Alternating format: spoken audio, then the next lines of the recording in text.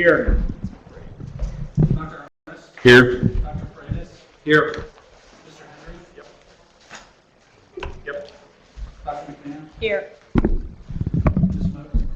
Here. Mr. Walker. Mr. Watts. Here. Ms. Wicker. Here. Dr. Yeager. Present. Here. Thank you, and welcome to our hopefully last work session of this series. So we have a lot to accomplish today. I know the last two work sessions we did get consensus on several items. We appreciate that, but we have a couple more things to hash out in order to proceed with ESSA. So with that, we're going to jump right into it. You have a binder in front of you that has a PowerPoint, and hopefully you can see it. We tried to make it more user-friendly this time. So I'm going to turn it over to Patrick and just jump right in and get started. Hi everybody, how you doing? Good. So we have two kind of big categories we'd like to cover for today. We'd like to talk about some revisions we made to the Supporting Excellent Educators section, and this was based on SAID board feedback. And then Maggie will talk about, we'll kind of go over the consensus that were reached at the previous meeting, and also discuss the outstanding item and have a conversation about the weighting piece, which was the major outstanding item that was left over. So I'm going to jump right into talking about the Supporting Excellent Educators revisions. And I'm on page 4 now of your handouts. So one of the things that we really highlighted at the top were the was a development continuum that the talent team operates under, and they think about it. They think about educators kind of in every stage of their career, from recruiting them from high schools and recruiting them into college, through the prep program, their prep program that they go through, their school of education they go through and learn from, the induction program that schools have, and how we can maybe strengthen those partnerships, their evaluation process and how we support teachers with evaluation, and then finally how we advance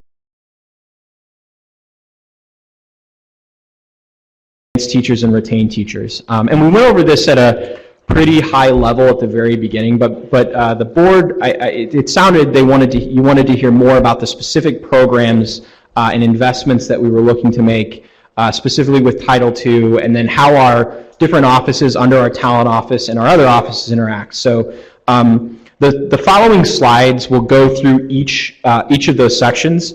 If you'd like to look at all of them in totality, you go to the Highlights tab of your binder, and all of the different activities, the funding sources, the teams in the IDOE that are involved with this, and the years of implementation are on kind of one sheet. But I'm going to go through each section, and we'll talk a little bit about how we plan to support schools and districts when we're talking about teachers. So the first area of support we really looked at is recruitment. There are two approaches that our talent team are going to make. And I should actually pause here and let you know that Dr. Syverson would really like to be here, but he's on vacation. It is the season, obviously, and so he put this together and asked me to deliver this, which is why I'm presenting it, but he sends his regrets. So in the recruitment section, we are looking at looking for a web-based recruitment portal that we could partner with an external provider and help schools use this portal to really go out and recruit teachers all over the country. There are a couple of vendors that do this already and have had success in other states, and we're interested in helping school districts find those talented teachers and bring them to Indiana. And so this web-based recruitment portal is one way that we're going to support school districts in their efforts to recruit excellent educators. We're going to use part of Title II, Part A, the state set aside to provide this resource to schools, and it will be one of the ways that we can help many school districts at a unit cost that is effective for the state as it relates to recruitment. The other element that isn't part of ESSA funding but will be a part of the recruitment process is a promoting the profession campaign.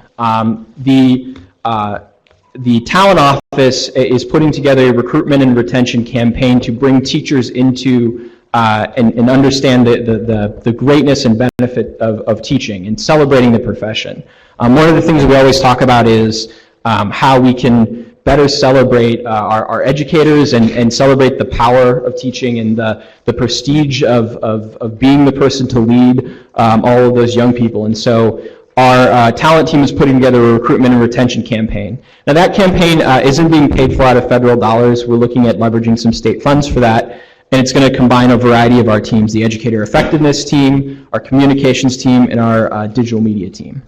Again, we were looking for solutions that we could access at scale and support districts and schools around the state. And these were two of the ideas around recruitment that our talent team is really excited about. The next section is teacher preparation. Under ESSA, the state is allowed to use some of its federal resources to support innovative teacher preparation programs. It could be traditional prep programs, it could be alternative certification programs, but supporting preparation is one of the things that we're looking at doing. And one of the ideas that they've developed is to create an incentive to bring prep programs and districts more closely together in partnership. And the idea is we can support creating those partnerships with Title II dollars between pulling together the prep programs that are in communities and that are already a part of that, and finding ways to connect teachers with field experience earlier in the process and ensure that they know the communities that they're going to school in and know and understand the opportunities that exist there. And so we're going to develop an RFP a grant program that school districts can apply towards, and we can leverage some state funds to do that.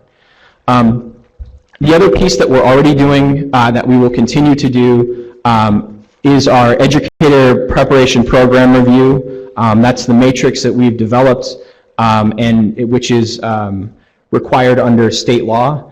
Our team is working to improve that matrix and make it more user-friendly so that that communities can understand the matrix better and understand some of the preparation program. But we have a staff member that part-time works on that, and that's one of the other elements that we like to highlight in terms of preparation.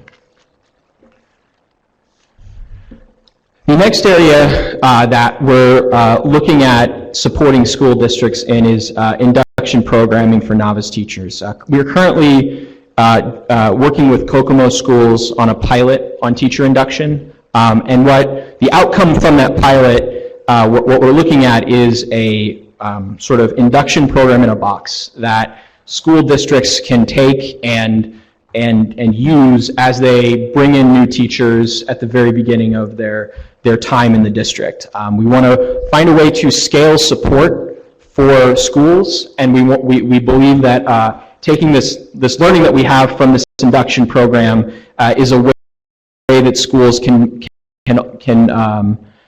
that school districts can really partner and see how to use that.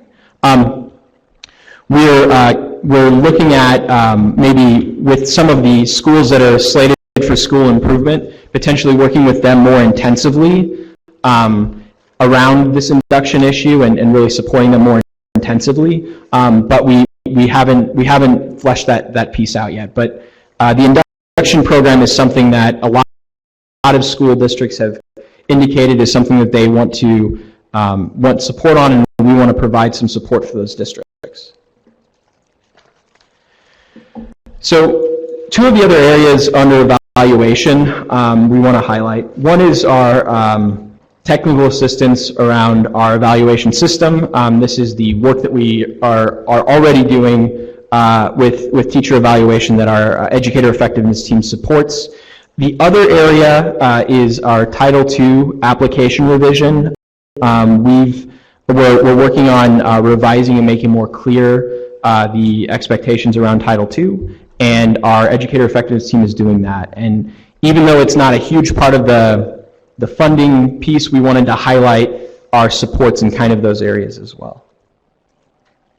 And finally, in advancement and retention, we have a few strategies that we would like to engage. One that's been talked about a lot and was brought up at the last work session and also in previous state board meetings is the dual credit teacher credentials challenge that we have. We want to leverage part of our Title II funds and also state funds to support the dual credit opportunities that we have in the state, and those teachers that need that certification, we want them to know that we're supporting them, and we're going to use some of our funding to support these dual credit teacher credentials. We're also really interested and excited about a teacher leaders summit that we would like to do in the spring of 2018. There are a variety of states that have done this in the past where they bring a handful of teacher leaders from every district together and provide them with some professional learning opportunities to network with other excellent teachers, and bring some of the programmatic ideas that the department has been working on and provide them with an opportunity to understand those ideas and perhaps bring them back to their districts. It's been an effective strategy in a variety of states, including Louisiana and New Mexico, and we think that a teacher leader summit is one of those must-have investments.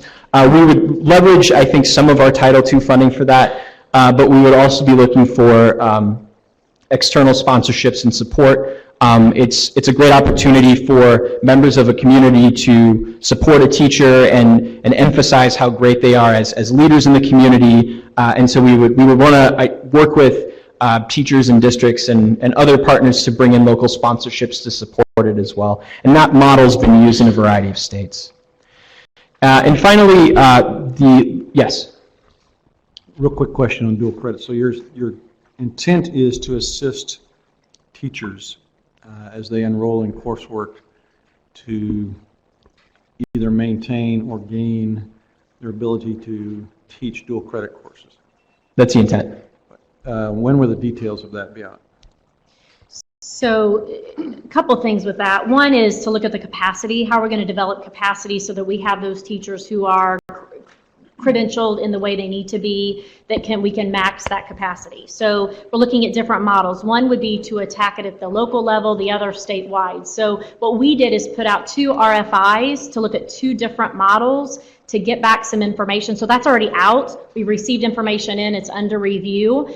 We had some interesting things come back, but we just have to decide based on dollars how we are going to maximize those for capacity. So we have a nanosecond to get that done, I understand, but that information is coming back and is under review. When you say you had some interesting things come back, what does that mean? For those who responded to the RFI. So some of it could be higher ed, maybe not. So the information that came back based on the RFI, based on what folks who answered the RFI can and cannot do, or that are willing to do, and some of the creative, innovative models. So we have a lot to consider, but the other piece of this that that's kind of the unknown is the funding piece. So that's why we put it out, just to see, what kind of bites we would get, but that RFI is out and it's under review. Okay, there's more information to come, I think. There will be more information to come. And what's our timeline for this? When do we have to have this decided? Do you know what that was, Leanne? The RFI was to help us get some best ideas, to know how to write a request for proposal, to then get bids in. And so right now the team is looking at the RFIs, which will result then in an RFP. Those typically take several months to get out, to get bids in, to score, and then to announce someone to win that. And so I believe that it was second semester is when we hope we can start recruiting teachers that could be part of that program. Next month, did you say? Second semester. Okay. So the other issue to that is conversations with some of our higher ed partners and what models they would accept. Mm-hmm. So there's a piece of this that, it's some new approaches that we're going to have to reach out and do some homework, but we have a ways to go, so we want to do it right. I asked this several times, but what are other states doing to take care of this dual credit fiasco that has been created for us? What we've been told is really it's us and Minnesota, one other state that has concern because of the amount of dual credit that's given in the state of Indiana. So we're kind of alone in this battle without one other state. So there's not a lot of creative things going on. We're trying to do our homework on that as well, but there aren't too many people who are in the same situation we are because Indiana got so far out ahead, which is a good thing, but then there's also consequences to that as we're seeing right now. Well, once again, the legislators challenged us, and we did a darn good job of responding to that challenge. We did. I know HLC is kind of the Midwest or upper Midwest states. I don't know how many, 13 states or something. Are there other states across the United States, other associations like the HLC, that have encountered this same issue?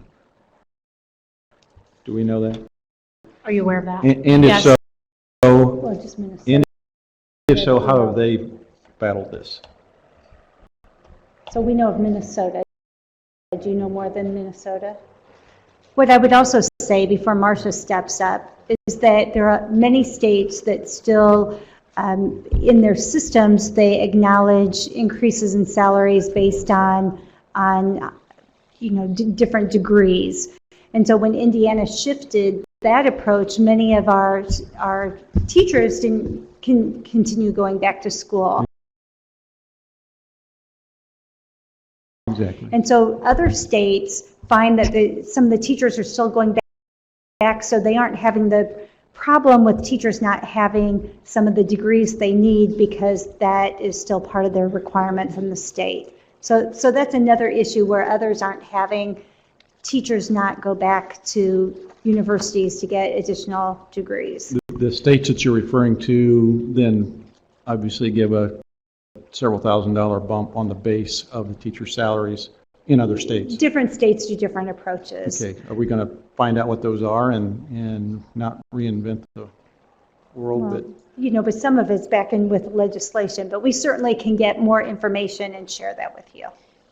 Dr. Yeager, the other piece of it is that we're looking at is how do we use the online access bill that just came through, and how are we focusing our efforts in that arena to address some of these concerns. So there are a couple things that are out there that we're working really hard to say, how are we smarter with our resources in order to solve some of the problems that we're facing. So that online access piece could be critical too. It's just a matter of working with our higher education partners and getting out in front of some of the potential concerns they may have. So there are just a couple different things going on with that, but we will keep you updated as things go on. Can I ask David a question? Sure, and then Marcia, I know, has a comment. You're at the university level. Is there any thought or effort to giving school districts or teachers who are trying to get to dual credit status a break in fees? Or do you know anything about that? I don't know of any particular university doing that, but I don't have the heartbeat of every university at hand, but I think universities would be open to that. Yeah, certainly would get more people in seats. Absolutely. Yeah, thank you. All I wanted to say was HLC takes a position that this requirement for a master's in the content area has been there for many, many years, but they believe that the institutions that they accredit have gotten a little lax about it. These are requirements basically in virtually every other state. The difference, and one of the reasons why the impact is so great here, is, as Dr. McCormick said, other states aren't offering as much dual credit. And that's why the impact is being felt here. But HLC's position is this is always what we've required. When you say other states, you mean other states within the HLC? No, or other states across the United States? Right. And other states within HLC. But many of them, for example, Arkansas doesn't have a problem because they don't offer as much dual credit. But the teachers on the high school level who do teach dual credit do have masters in content areas. Okay. It's a shame that, just a statement, it's a shame that those of us who worked hard to get out in front of the curve are being penalized for those that aren't there. Thanks, Patrick. Question. I have some questions for Patrick. I didn't want to interrupt you, so Sure. maybe I'll start at the end and work back. Okay. On the advancement and retention, you have teacher leadership there, which some of us have been talking about for a long time, so I commend you for putting that in there. But how do you define teacher leadership in the plan? That's a good question. I don't have a strong answer for you off the top of my head, but I'd have to go back and look at the plan and see what our exact definition is. What's your insight on where that should go? Yeah, I think there's a great opportunity to involve teachers who want to be teacher leaders. There's a whole host of responsibilities, and who best but yet another teacher to participate in the teacher evaluation system, sort of a peer review. And I hear school principals just inundated with all these evaluations that they have to do with teachers. It would make a lot of sense to me that if a teacher is willing, they have the competence, and they're an exemplary teacher within their school district, that they'd be given an opportunity, probably for additional pay, to do that kind of work. Mm-hmm. I think there's a number of teachers throughout the state who would be fabulous giving professional development on certain topics, and that would be important. I think a number of teachers could be released or reassigned part of their time to be in classrooms, to be a peer helper, peer assistant, peer, just a peer within the classroom. So I think there's a whole host of teacher leadership kinds of things that maybe we want to delineate in the plan. Not that we're committing to all those, but we may want to give 2 or 3 examples of how it could be done. Then I would suggest maybe we need to look at tailoring some money to maybe 10 pilot programs in the state where these 10 districts who want to try this, money is allocated for those teachers who want to take on a teacher leadership role. And so I would urge you to really, let's get on with it. To have a teacher leader network and summit, that's fine, but that's an indirect kind of activity.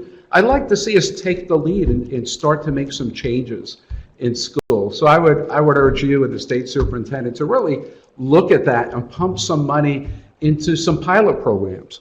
Then if they work and we build some teacher leadership support, then maybe we grow it to other districts in years down the road. So a couple of thoughts on that.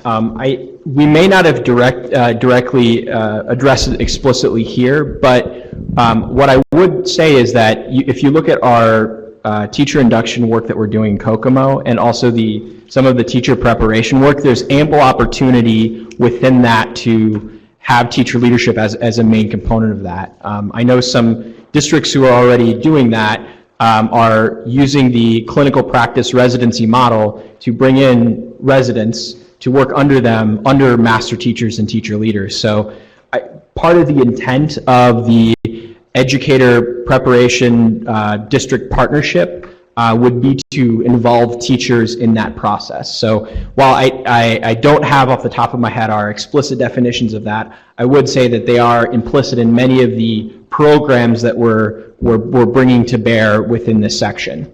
Okay, so that would certainly be under advancement of teachers, and I would ask you to be a little more specific, a little more aggressive on that. The other thing I want to note under advancement and retention, there's really not a lot for school principals there. All it says is you're going to conduct some surveys and have professional development for school leaders. I don't know what that means, and I'm not sure that's aggressive enough, and maybe you already have it.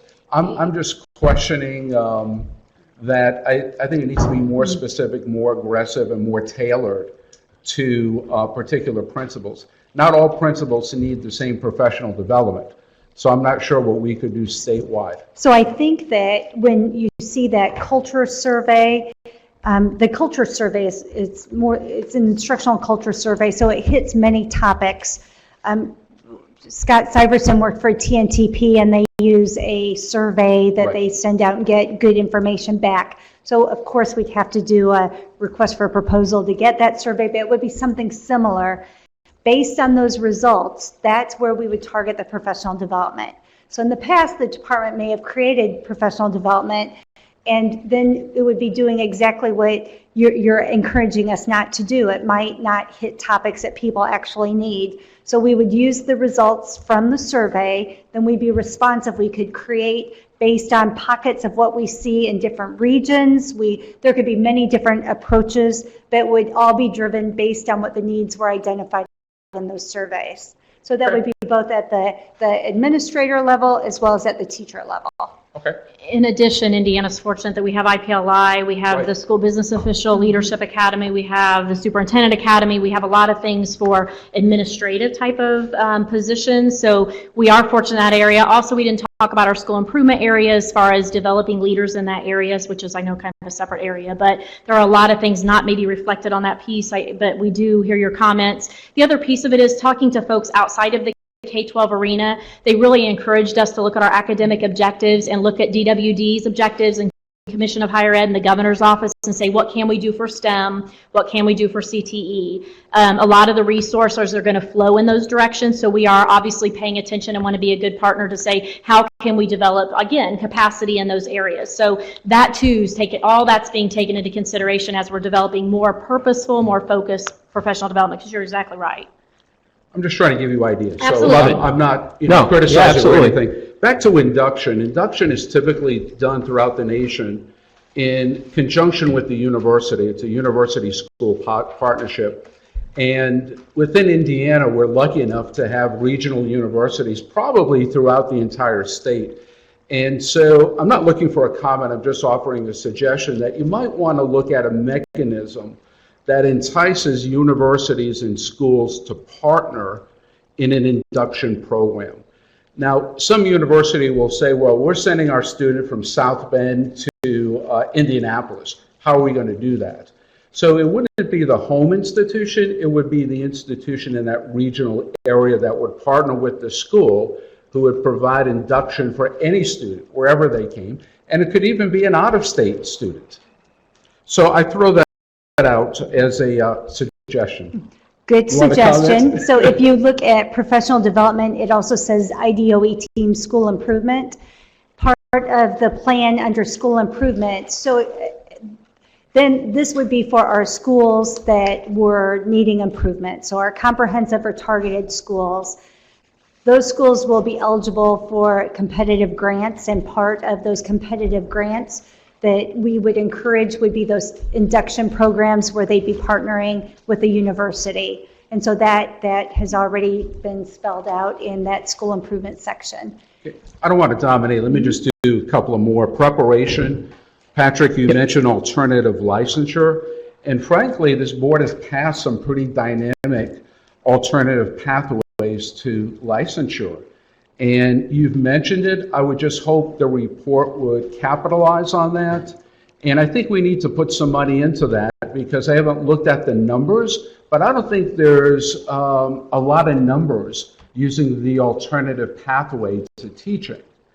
And so focusing in on the traditional pathway, we've been doing that for decades, and you see the results. So doing that again is probably not going to yield a significant amount of new teachers. But we haven't really emphasized the alternative pathways. Let's put some money into alternative pathways and get maybe some older adults who are switching professions who may want to come into teaching.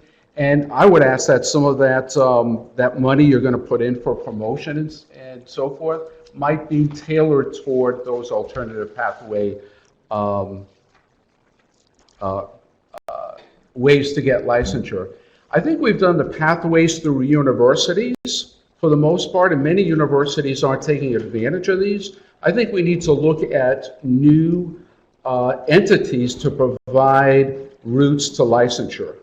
And so I would have you think about that. Thank you. Last one is the recruitment.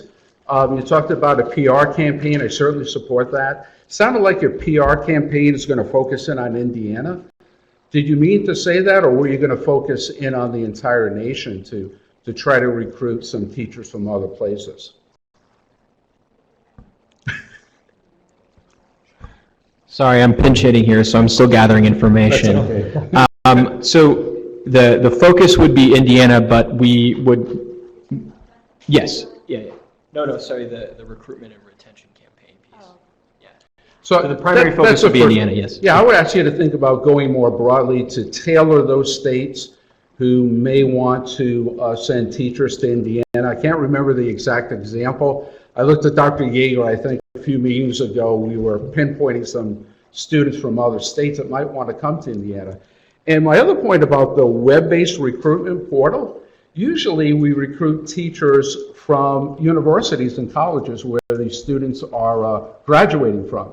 So rather than having a generic portal to everybody, I would ask you to earmark colleges and universities out of state to try to entice those students to come to Indiana. Doing the same thing that we're currently doing is not working, so why would we keep doing it? So let's try some innovative things. Your point is well taken, and I think there are lessons you can learn from the tech community.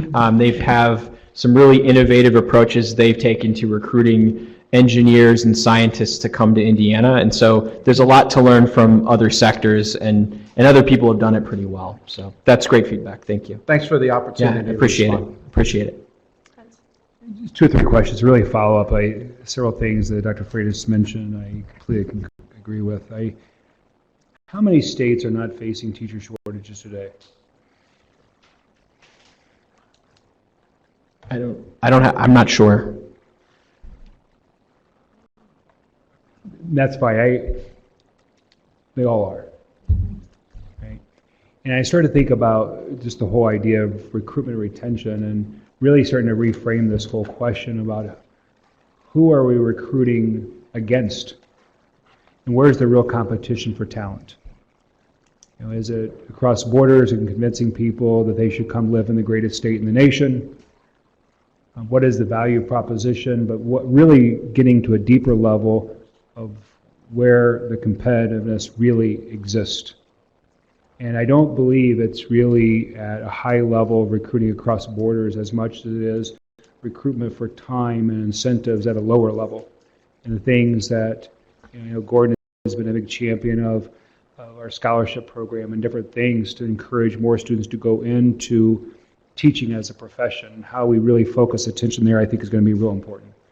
Because I just don't see us, we can recruit for a very small pool in which there are shortages all over the country where economic incentives and other things will drive those decisions, or we can go in state and really focus on how we inform children or high school students about the value of teaching and what they can gain from entering this profession. That's one. The other is just really around the whole idea of dual credit, and I know this is going to continue to be an issue for us, but thinking one is we can deal with the credit issue and incentives to get people to go back to school or to get additional credits, but are there other economic incentives we can put in place for those who actually attain those credentials? What does that look like? Is there some premium for people who have that credential? Many school districts will look at things like National Board Certified or other credentials in which there's additional compensation. What does that look like for dual credit? And so one is, yes, helping them and create pathways and perhaps working with partners, as you stated here, to get to the level of training necessary to teach the dual credit courses. But then there's this long-term economic incentives in which there is a long-term gain for that. I think would be very important. Last thing is, and this really ties back again to Dr. Freitas' point around the training of teachers.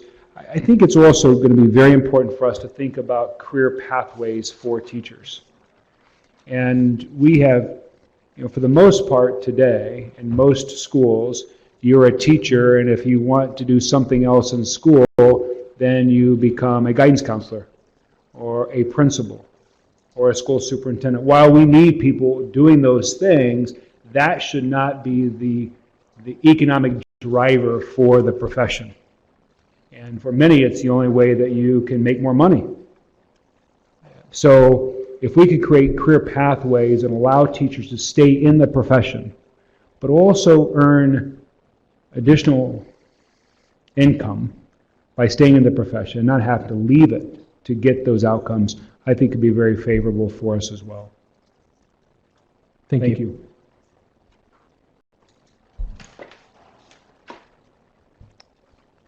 Any other feedback on this section? Thank you. I appreciate all of that feedback and giving us an opportunity to come back and take another bite at the apple. Yeah. Before we move on to the next section, I just wanted to remind you as we are getting ready to move into the accountability and working with making some decisions to help us with our ESSA plan. The work you did at the last working session and what you're doing today, we're reaching consensus to help us put that into our ESSA plan, because we really believe that accountability falls with you, and that as much as we can have an aligned accountability model in our state, that is extremely important. We also recognize that when we're reaching consensus, it isn't the end game by us putting it in our ESSA plan, because we know that first we have to send it to the U.S. Department of Education. And even with our stakeholder engagement, and even with you being on board, they may send it back to us and say, you still have more work to do. We will not accept what you've put in. We also know that we have to open up rulemaking. It's really unfortunate that rulemaking takes a year, and with ESSA being due, if we would have started rulemaking,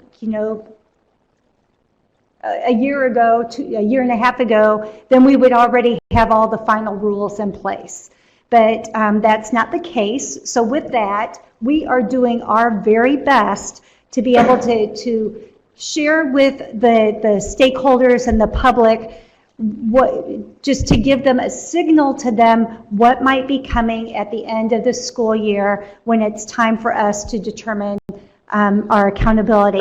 The U.S. Department of Ed was very clear with state board staff and with the department staff. We had a joint telephone conversation with them that we have to, in 2018, we have to use the ESSA requirements to identify schools in improvement status for 2018-19. And so that's why we are, some people may be confused why we're asking you for consensus, but as close as we can get to signal for schools, that will help them have a better indication. And after rulemaking, when it's final, that's when we will communicate with schools that this is the final version. And so I hope that just helps you understand the process a little bit better. Do you have any questions before Maggie begins talking about all of our steps? I do. We keep hearing about SMA send this back. So what? How are we going to know unless we send it in? We are going to send it in. I know we're going to send it in, but why would we hit an arbitrary target that we think ESSA has out there for us or other states, and then we could have submitted something else that might be more fitting for Indiana? Well, Steve, we will push, when we submit our ESSA plan, that means based on stakeholder feedback, based on state board members, based on department staff, and the governor's office, that we feel very confident that this is Indiana's plan. We'll submit Indiana's plan. That does not mean that at the U.S. Department of Ed for federal accountability, if they do not believe that in federal law there's meaningful differentiation, they can push back to the state and say this target, and then from there we'll have to determine next steps of how we proceed. So what's so bad about that? What's bad about that? I'm just wanting you to know that just because we submit it in our ESSA plan in September, that all stakeholders need to realize that what's written in September is not going to be the very final version. We have to also make sure that we get approval from the feds, and that we also have to make sure that after rulemaking, that what we've written is our final version. So we will make it clear that that what we write into our ESSA plan, that it's still subject to rulemaking, and we will share the final rule probably in July when when rulemaking has ended. Of 18. Of 18. That's pushing it, isn't it? Isn't that an that- aggressive schedule? That's why we're saying it's too bad that rulemaking wouldn't have started a long time ago, but it did not. Okay, you mentioned 4 groups that would have input on what we submit to ESSA. Stakeholders, Governor's Office, DOE, what was the other group? You, State Board? yes. Stakeholders, that's been through community hearings, Yeah. through our technical working groups, through public comments. Of those 4 groups, which one carries the most weight? I would say for the accountability piece, that's with you, because you actually in the state statute, our state statute, you have the authority to make the rules for accountability if we have one accountability system.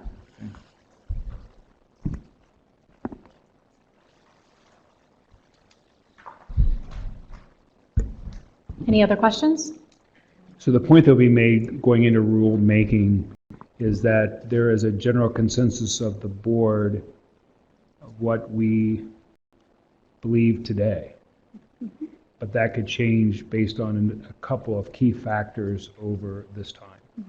So earlier you made the point about signaling to schools, because that's going to be a critical piece, that we can signal to schools, but yet this could change. And the whole idea of rulemaking is to gather public input, to get feedback, and then to consider that feedback.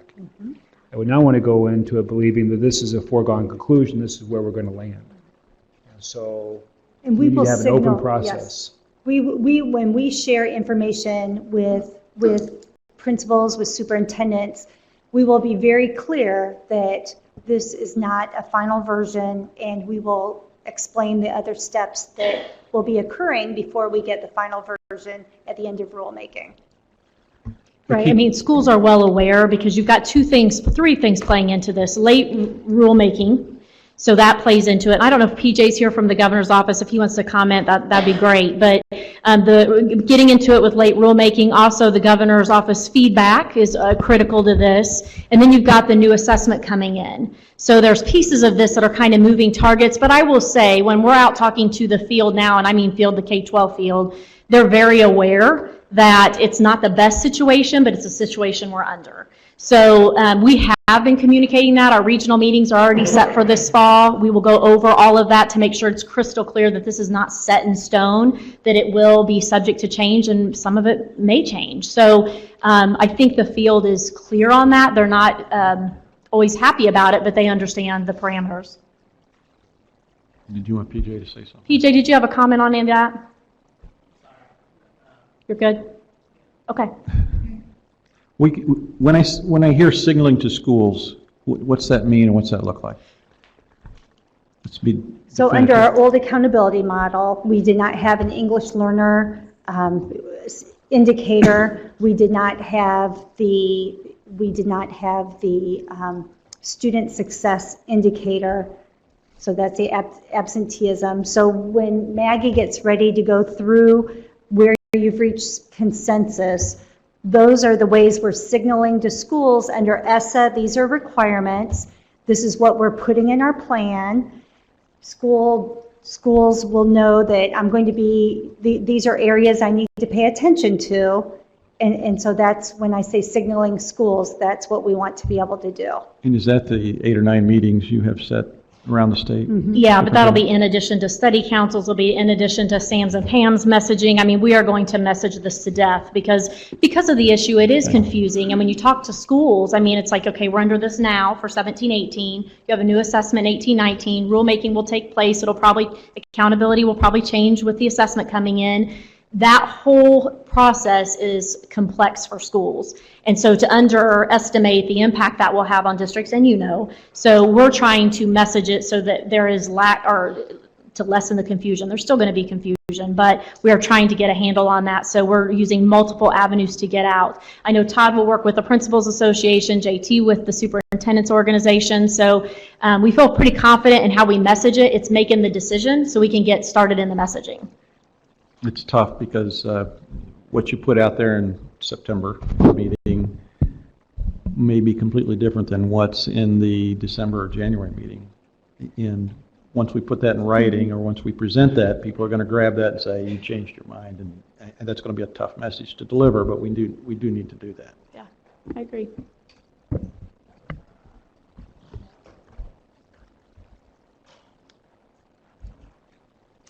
Okay, I am starting on slide number 12 for reference for you all. So just as Dr. Kwiatkowski mentioned and Dr. McCormick mentioned earlier, what this is going over is a summary of all of the different consensuses that were reached at the work group meeting, or the two-day work group meeting in July.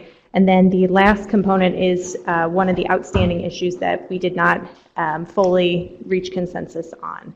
So starting off here, just a general summary of the purposes of an accountability system as the department saw in response to discussion from the work session, to be a student-centered system that measures relative effectiveness of schools in a valid, reliable, comprehensible, and actionable manner. To simultaneously identify contributors of high performance and areas of concern that need support and resources. To set achievement targets and goals that incentivize high performance and move schools toward those performance targets. And to focus attention on schools that need support in order to provide all students with an equitable academic experience. Question? Mm-hmm. Madam Chair, may I ask? Go ahead. Yes. There's little student focus here. And as I think about the accountability system, I wonder if one of the purposes is to drive student achievement in the state. And for me, that's really number one. That's why we're doing this, is to drive individual student achievement. So I would just throw that out there as maybe an add-on, and see if any other board members feel that that should be added as a purpose to drive student achievement. And we can wordsmith it later, but the point is that the individual student is really not seen. It says to be student-centered. But I think we need to say outright, specifically, and aggressively that it drives student achievement. Any other questions, comments? I'm just thinking out loud with regard to what you just said, David, and I think beyond that, it is incentivizing behaviors of educators and districts through the metrics to engage in high leverage activities that will get us to the student achievement as we collectively do the work to define, specifically talking about what are the end measures of success for the educational system, and making sure that the metrics that we use to incentivize behaviors are aligned with those outcomes, which today may need some additional analysis. Yeah, the outcome focus I would agree with. Since we're trying to reach consensus, I'm not sure how to take people who don't respond. Does that mean people who are not responding are in agreement with the consensus or not? Because you're asking for a consensus here, right? So those who are not speaking, are you on board with this or not? Just trying to make some progress. So do we need consensus on the purpose of the accountability system? So this is included. We have a statement in our ESSA plan about the purpose of accountability system, and we pulled these from working with our work group and working on the, our technical work group, the state board work group, state comment, feedback from public comment. So, So is anybody opposed to adding the last two that were commented on? So I think we can add those to that, and we have no problem doing that. okay, so the first. Can I ask a question? Yes. It's a legal question. This is a work session. What can we arrive? What kind of decisions can we arrive at?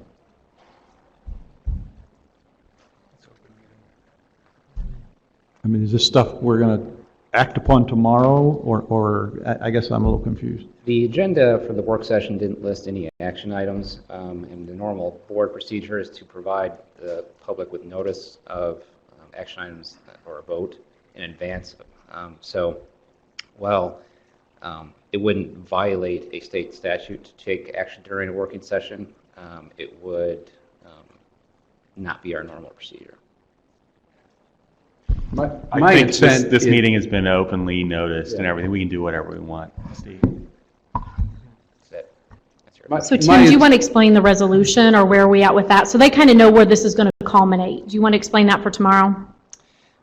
Well, it's not a resolution that I've drafted, so I'm not sure if I'm comfortable explaining it. I know Marcia's worked on it.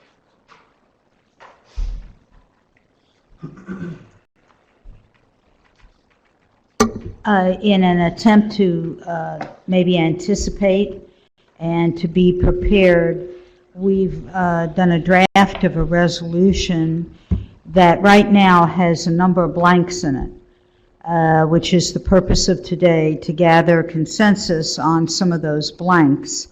And then tomorrow, the thought was that those blanks would be filled in, it would be presented to you for you to act upon, so that everything that you reached consensus on was contained in one document that could be easily referenced.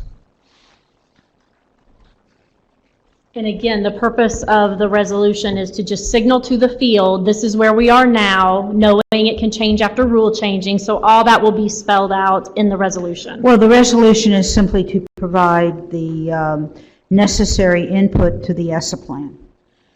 This has to move forward in some way. Rulemaking has, the very beginning has started. That is underway. You have to have something to put in a rule for people to comment on. And the thought would be that whatever you had agreed upon to put in the ESSA plan would be what would go into the proposed rule. Indeed, as has been said here several times, the ESSA plan may then change because of federal input and requirements, and the rule may change based upon public input within those parameters, but you sort of have to start somewhere with something concrete, and that is the only purpose of the resolution, is to sort of put in one document for ease of reference what you reach consensus on. Point of order. Is this resolution on the agenda for tomorrow as an action item? Brian, do you want to comment? It's not on the agenda. Oh, it was during our discussion. That's my fault then. It must have gotten changed. Okay, so if it's not on the agenda, then why are we talking about it at a working meeting? This is a working meeting, I thought, to gain consensus. I was under the impression that we weren't voting on these things officially, that we were providing guidance to the Department of Ed using our best expertise, and we're contributing to your plan, the DOE plan. So, But the state board is the only one that has the authority to change accountability, and that's what we're doing. So tomorrow, we need to have some record of why it was in ESSA and has changed. So But- whether it's a resolution or whether it's, I mean, Marcia, you would have You options, could and do a Brian, we have motion, 100 you can attorneys over do there. any way you want, but this was in deference to the state board. I have a question for our attorney. Can we make any modifications in the accountability system without going through the process of a hearing and so forth? You cannot have an official modification to an administrative rule without going through the state mandated administrative rulemaking process. Right, so legally, we can't make any changes. All we're doing is providing guidance, giving you the sense of the committee. We can't make any changes at all. Is that what you're saying? Without going through the rulemaking process? That's my understanding. Right. We can't enact an administrative rule without going through the process. So I believe the way you're summarizing is accurate, yes. But all we're doing is coming to consensus of what's going to go in our ESSA plan. Right. Then we're going to start the rulemaking process. Right. In which will last for a year. At the Hopefully conclusion of less that than time, we will have finalized rules. In the meantime, during that entire process, we will make sure all the procedure and protocols have been followed to get to the final rulemaking. All we're doing now is getting consensus for this plan to say move it forward to the federal government, correct? Okay. So to kind of bring that around full circle, in Indiana, we've merged our state and federal accountability system for many years. That's why we have brought the accountability components to the board for action and approval in July for the working group, and then again today. Because of the merging of the two accountability systems, we need to have consensus approval to move forward with what we put in our ESSA plan because of the combination of the state and federal plans. So there's no final decisions made on anything today or tomorrow. It's just some consensus of what will go into this plan. Can I? And that's when we're all clear. Right? And then, and going back to earlier statements, this could change based on public comment and the federal government's reaction to the plan, it coming back to us. Any of that could change over the next year, essentially.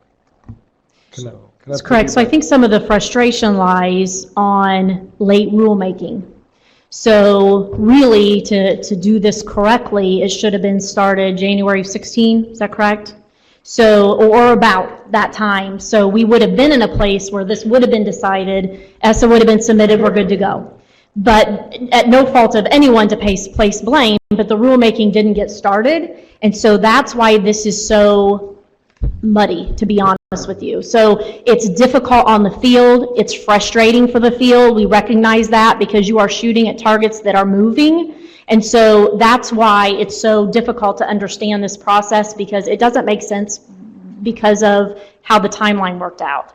So basically, though, tomorrow, something's going to go on that record of why that information went into the ESSA plan. And whether that's just we read it to the field so everybody's clear, or we have it in our minutes, something formalized will go into writing, into the minutes of the board meeting, or we don't want to do a resolution. I don't know where the attorneys are all falling on that. But something tomorrow will come out of here to give guidance to the field on this is where we are in this moment, knowing at the end of rulemaking things will change. So whatever comes out of here today will be there tomorrow. So we're not taking any votes today. Or tomorrow. No votes today. But we can go around the table and get opinions from Yes. people, Absolutely. Which is what we would hope for. which is what we're terming as consensus. My only fear with the resolution is I don't want it to become more confusing to the field if this board says this is what we all agree upon, understanding that may change over the next 8 months or 6 months, whatever it is. I think it's more confusing for us to, hey, this is where we are, as opposed to this is our ESSA plan. That may change during rulemaking, as opposed to this is where we are now and that may change in the future. I think that muddies the water more so than just saying, this is what we put into our ESSA plan, and we hope that it gets approved. And if that's the case, we'll start there in our rulemaking. Because right now, all that affects is what we report to the feds, Is ESSA. not our accountability. But no, I will say this, if I came across wrong, I do believe they should be linked. If we have two separate systems, it's way No- too confusing. no argument. State accountability, they should But be- right now, they should be they linked. can't be. Right now, they can't be. And that's why I'm saying, that's where I think the resolution becomes confusing. So just so we're clear, for schools, during the 17-18 school year, we have to be under the new federal accountability, with ELL brought in, with the non-academic indicator, and with the academic indicator. So we're trying to signal to them, you have a new accountability system. The frustrating part is that could be maybe for a year, and then we're switching gears again. But to not put that in some type of formalized somewhere in a state board meeting so that we are signaling to them beyond an ESSA plan, this is your accountability for the 17-18 school year that will be reported in the 18-19 year. So it's in. We don't have a choice. We have to go under ESSA's new accountability in 17-18. That's why it's so late. I mean, this school year, we are under the new accountability system. And there's no way to phase that in. No way to what? Did you No. Phase it in and say, Vince? I think in terms of a resolution, I mean, we're 8 months behind. And I think it is our fiduciary responsibility to put this out, take action as a resolution and move this plan forward. You know, I don't think anything, in fact, I think it would be counterproductive for us to take any measure that doesn't signal that this board has some consensus around what this looks like. And then we just have to go through the process. But the communication plan is going to be critical for us to ensure that everyone understands that this plan could change. But that's not unlike a lot of other processes we've gone through. Schools submit plans, and you go back historically, you submit all kinds of plans. Universities submit plans for teacher preparation programs. They go through accreditation, and things could change through that process, and we know that. So, but to single them, this is our intention at this point. So I think it would really, it's our fiduciary responsibility to move forward with this as quickly as possible. Carrie? So my goal is to have the two plans merge. I agree. They have to be one plan. To have two would be crazy. But is it possible for 17, 18 to have, I understand the feds want us to have their accountability plan, but is it possible for us to hold schools accountable still just for our state plan? that was my question, for 17 and 18, yeah. then it's Because only one change as for one- opposed to two. For us to be split for just the 1 year, because this year is in limbo, because this year is open-ended, because we're still going through rulemaking, which is still open, and we're making changes, is it possible for us to have 17, 18 split from the feds accountability and say to the schools, we're going to still just follow what we've always followed for 17, 18?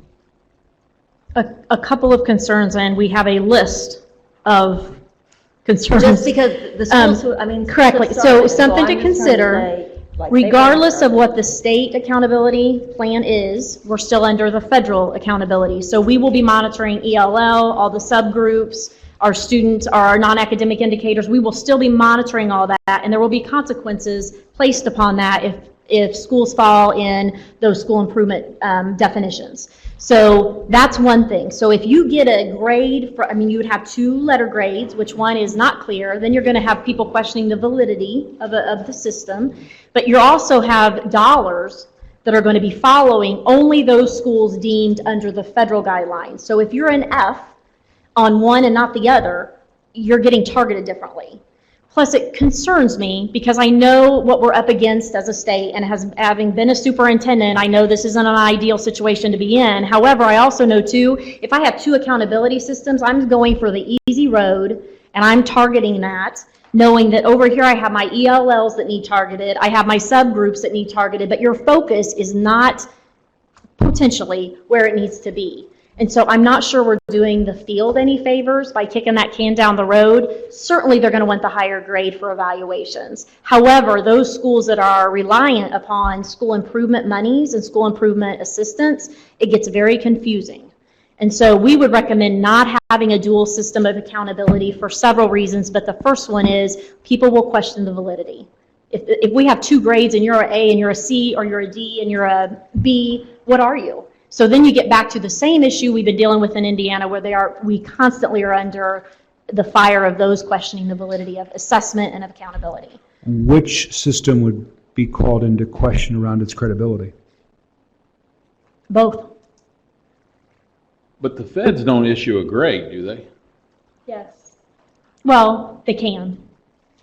Maggie, you want to explain? So again, going back to this idea of our state and federal systems combined, I think what we have drafted and what we've put together in our ESSA plan is what we want to mirror at the state level, since ultimately that's what it's going to be. So if we write our state plan, submit it September 18th, it's going to have an A through F system in it because that's what we have at the state level. So unless you submit an amendment, or which can be even more confusing while we're waiting for feedback from the feds, I think you're going to run into problems where we would, potentially submit a plan to the feds that doesn't have an accountability letter grade in it, and then we have to go back and amend it when we would go back onto the combination of the two systems. And what muddies the water even more is the Department of Education has authority, correct me if I'm wrong, Maggie, of the federal side of it. The State Board of Education in Indiana has the state accountability. So if you're running two parallel accountability system, the Department of Education's in charge of a huge one, and you're in charge of, and the state board would be responsible for the state. So that also muddies the waters, which I think creates a lot of confusion for the field that is already going to be in a difficult situation. BJ? So if we, give me the potential dates. If we submit this and they send it back to us and we have to revamp stuff and send it back, when do we expect this to be finalized? So the timeline, we submit it September 15th. They have 120 days to provide comments to us. Could be faster, depends who our peers are that review it. Leanne, backward build though, because you're missing an important piece. It goes to the governor's office. Well, so that's September 5th. So we have to have a final plan 30 days before we give it to the governor. And so that would be September 18th, or August 18th, I believe, is when we're giving it to the governor. So we're talking potentially January. That would be, And that's why I think Carrie's idea has credence, is because it could be January or February before we say, okay, this is approved, this is what you are going to be graded on. I mean, and that's why we're signaling now, so people have a good indication of what is coming. Because no matter what, they're going to be, that part of the accountability is going to be done for the federal level. Agreed. Many years ago, we ran 2 accountability systems. And when we ran, the reason Indiana moved from 2 accountability systems to 1 was because it was confusing and it caused chaos. You had schools that could be a 4-star school, but then in certain areas, their subgroups were identified as needing improvement. And just messaging that to parents and being transparent. Part of our federal system, we are required to do report cards to all parents. And so if you have a state system indicating one, and then a report card going home to parents that has different data points, which it would, because our state graduation rate would be different than what the feds are requiring us to use. Our N size would be different for growth and proficiency compared to what's required under ESSA. We would have additional ESSA components. So it would be very likely that we would have schools that could look very different in the 2 systems. So try to message that to not only families, but even to teachers, to school boards, to principals, to understand that. And I think that, and you'll have to correct me, I'm confused by the fact, like I don't know I don't know what the federal government has ever given the school I've been involved with a grade or data points. I do know what my state grade is. I do know what all those data points are. So I think it's less confusing for us to say, we're going to stick with what we were doing last year. School's already started. This is what we're going to grade you on for state accountability for 2017 and 18. And then hopefully by January, you're going to know what you're going to be doing for 18 and 19. That to me is less confusing than this is what we hope gets approved. We'll let you know in January if we could just, and we have a new test starting next year as well. So there's all kinds of new things. I would think it makes sense to say, we're going to stick with what we did last year for 17 and 18. And then for 18 and 19, we have a new test coming in. We will have our ESSA plan already approved, and you will have 8 months notice before you start school as to what those things are going to be. But the reality of that is you could be a C, but really by feds, which we have to follow, you're an F. And now you're getting targeted for service because we don't have the option to ignore that. We have to go under the new federal guidelines for 17, 18. And that impact is what? And I'm not, I don't know. So the impact is you're identified for a comprehensive or a targeted school, so that. Which would impact? Federal dollars, services, your account. Requirements, notifications. Are you asking about number, though? I'm hearing you say. How many schools? Are we legislating for a 1% impact? I mean, I think that's what I'm hearing you ask. Ma'am, And well, I'm not you're- trying to be difficult, I'm trying to make Right, it you're simple. trying to understand. So, that so think of this It makes more also, sense to me, I think it's smoother, it's a smoother transition with all of the moving parts to say, hey, school's already started. We're gonna do what we did last year, then we're gonna transition into this huge change that's coming in 18, 19 anyway. What some happens things- if our plan hasn't been approved? Because they have 120 days to respond to the plan, correct? Or is it 120 days to approve the plan? I believe, Yes. I believe it's respond. Respond. But So, what- so my- you're yes. talking January 15th to respond to our plan. That doesn't mean it's going to be approved. At the same time, we're still in the middle of rulemaking. What if the plan's not approved in January? Does the federal accountability, how does it affect us? What if we send a plan that is sent back to us in January, and then if we respond again, how much time do they have to respond to a second or a revision of that plan? They say they're going to be fast, Vince. We know, so we know the answer to that then, right? So I'm just curious, so really though, if you don't have an approved federal plan, how do the plans converge? Or does it converge the time in which you have a federal plan approved? So how are they going to hold us accountable to a federal plan that hasn't been approved? Well, and that was our question when the State Board of Ed staff sat through with the department, like, how does this even work? And their answer was, you are under the federal guidelines, the federal plan, the federal accountability The for federal 17, law that 18, says we have period. to have it, right? But the federal accountability for us will be the plan they approve, correct? That will be our ESSA plan, That would be the yes. ESSA plan that's approved. So again, if it's not approved, when do the plans take effect and when would we expect alignment between the state and federal plan? There's only going to be this disparity or a dual system once you have an approved plan and a state plan. Until the federal plan's approved, Well, we know that that federal plan, if they're saying That's a we have theory. to approve, if we have to determine schools for improvement status for 18, 19, I'm sure that they will be working hard with us to make sure that we have that approved in time to identify those schools. pardon?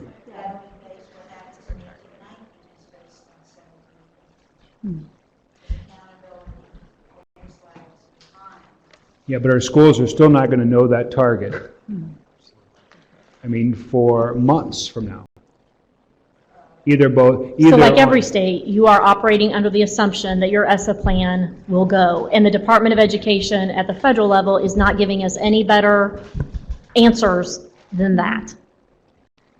Maggie gave us numbers, and there would be 115 schools identified for improvement status under comprehensive Leanne, and what was that? targeted. 115 schools. So it's looked at last year's data. out of how many?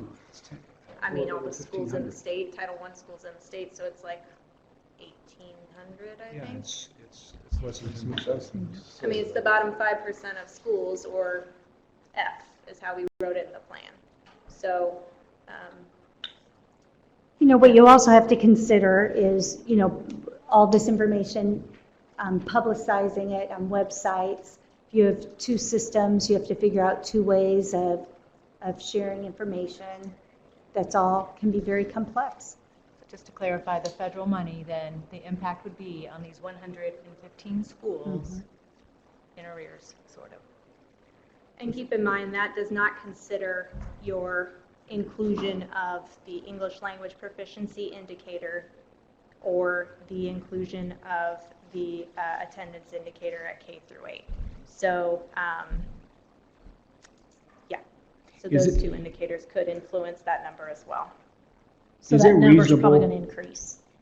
But is it reasonable to assume that if, based on that percentage in the state accountability plan, that the federal government would not have a plan or hold us accountable that would move them to a higher grade?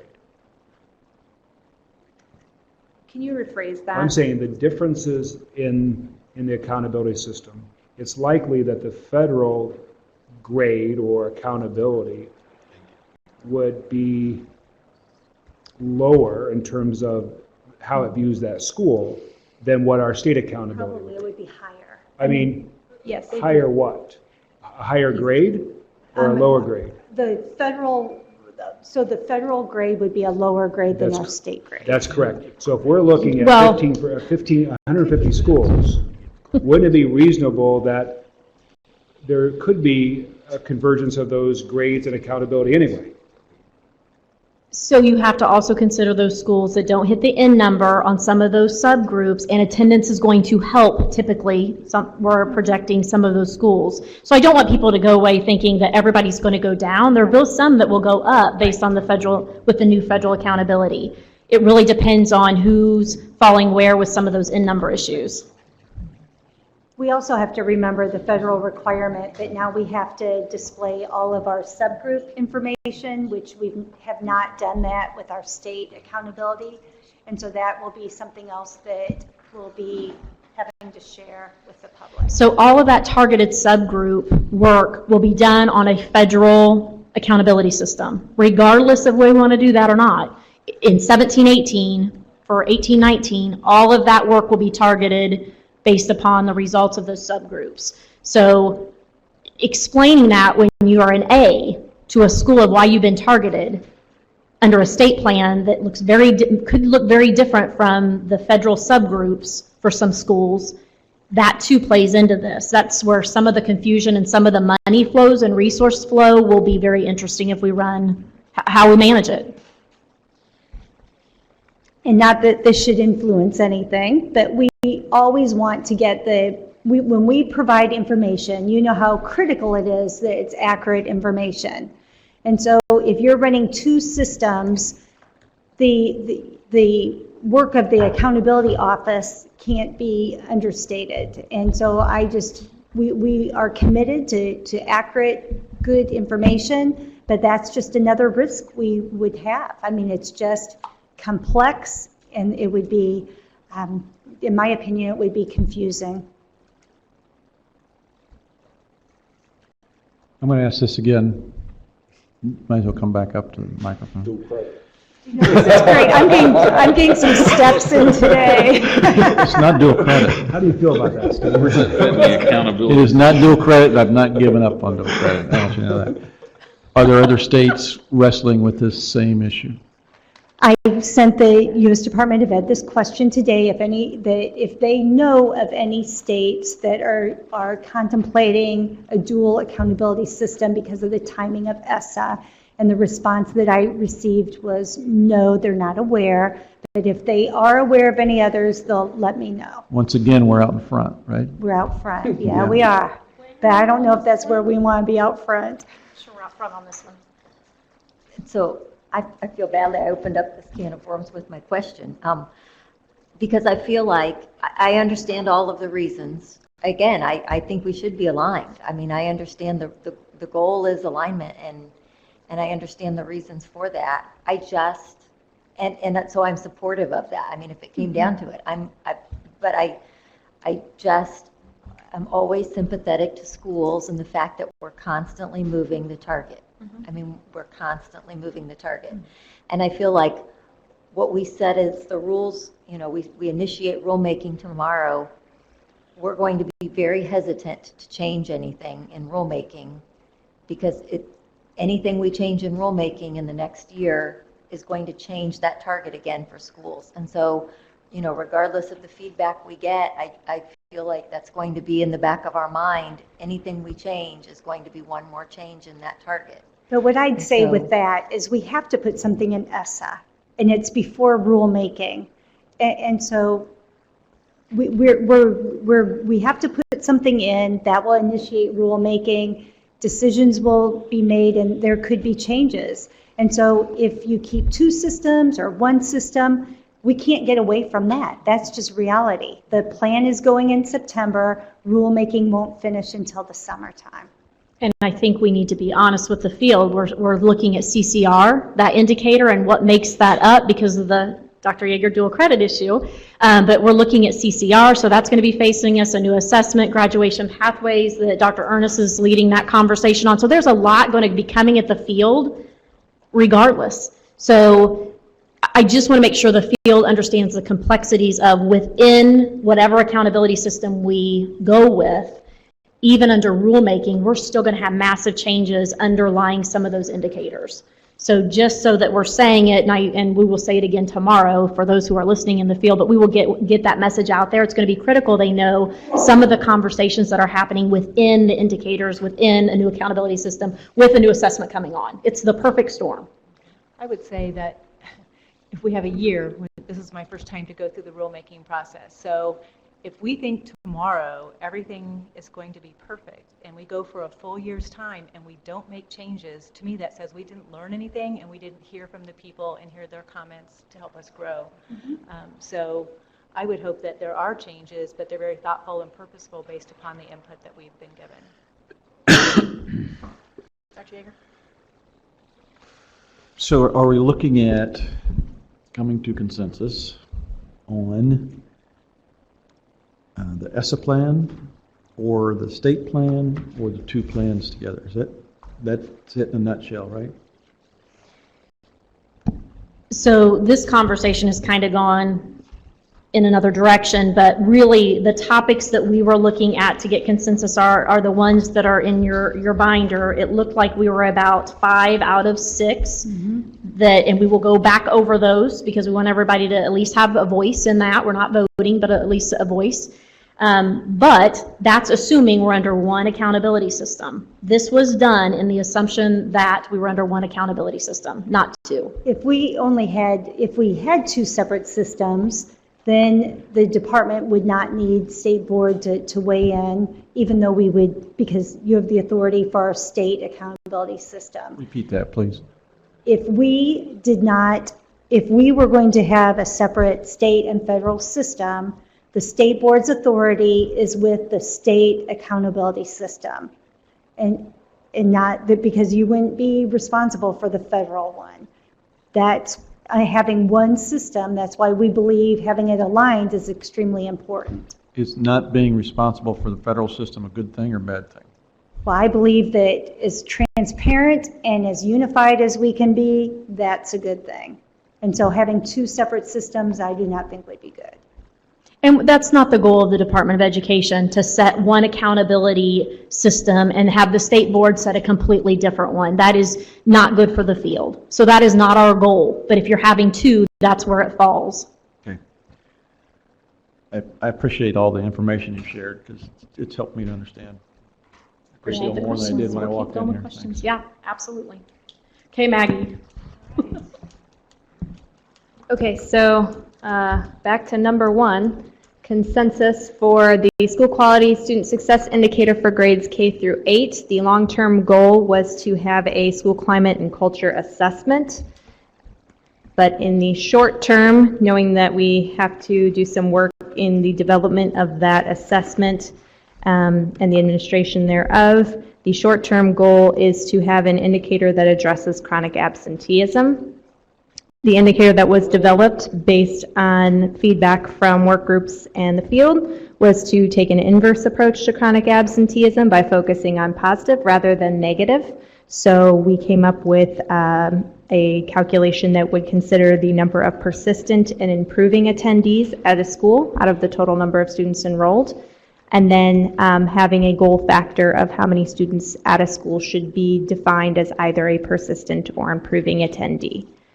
At the work group session in July, the board expressed interest in lowering the definition of our threshold for a persistent attendee from 98% to 96%. So we ran that and adopted that in the consensus on page 15, the slide. So persistent attendee would be defined as a student with exemplary attendance as demonstrated by being in attendance for at least 96% of their enrollment. An improving attendee, that one definition did not change, and the threshold remained at increasing by at least 3% in days attended out of days enrolled from the prior year to the current school year. However, we did have the goal reflecting of an 80% of students enrolled meeting that either definition. And you can see on the next slide kind of a breakdown if we were to look at this indicator with 16-17 data, what you would see on that indicator itself as far as the breakout. One thing to note too is we ran this data with the 162-day threshold, meaning that we only looked at students who were enrolled for at least 162 days at the school during the school year. Did you also break this down by Title I schools? We did not. We looked only at we only looked at the public elementary and middle schools with grades K through 8. But we did not disaggregate by Title I specifically. Again, because we were running it based on a state and federal system running on the same. For ESSA reporting purposes, we need to report by subgroup. Did you break down this data by subgroup, which is critical? You know, I don't have it with me, but we do have it back at the department, and I can bring that to you tomorrow. Right. So as Dr. Wajkowski is mentioning, the proposal that we put together, the actual letter grade calculation would only look at the all students subgroup and wouldn't look at the actual subgroups themselves. That would only be for the reporting purposes of the public reporting requirement. Beyond the grade, would we have particular goals for each of those subgroups?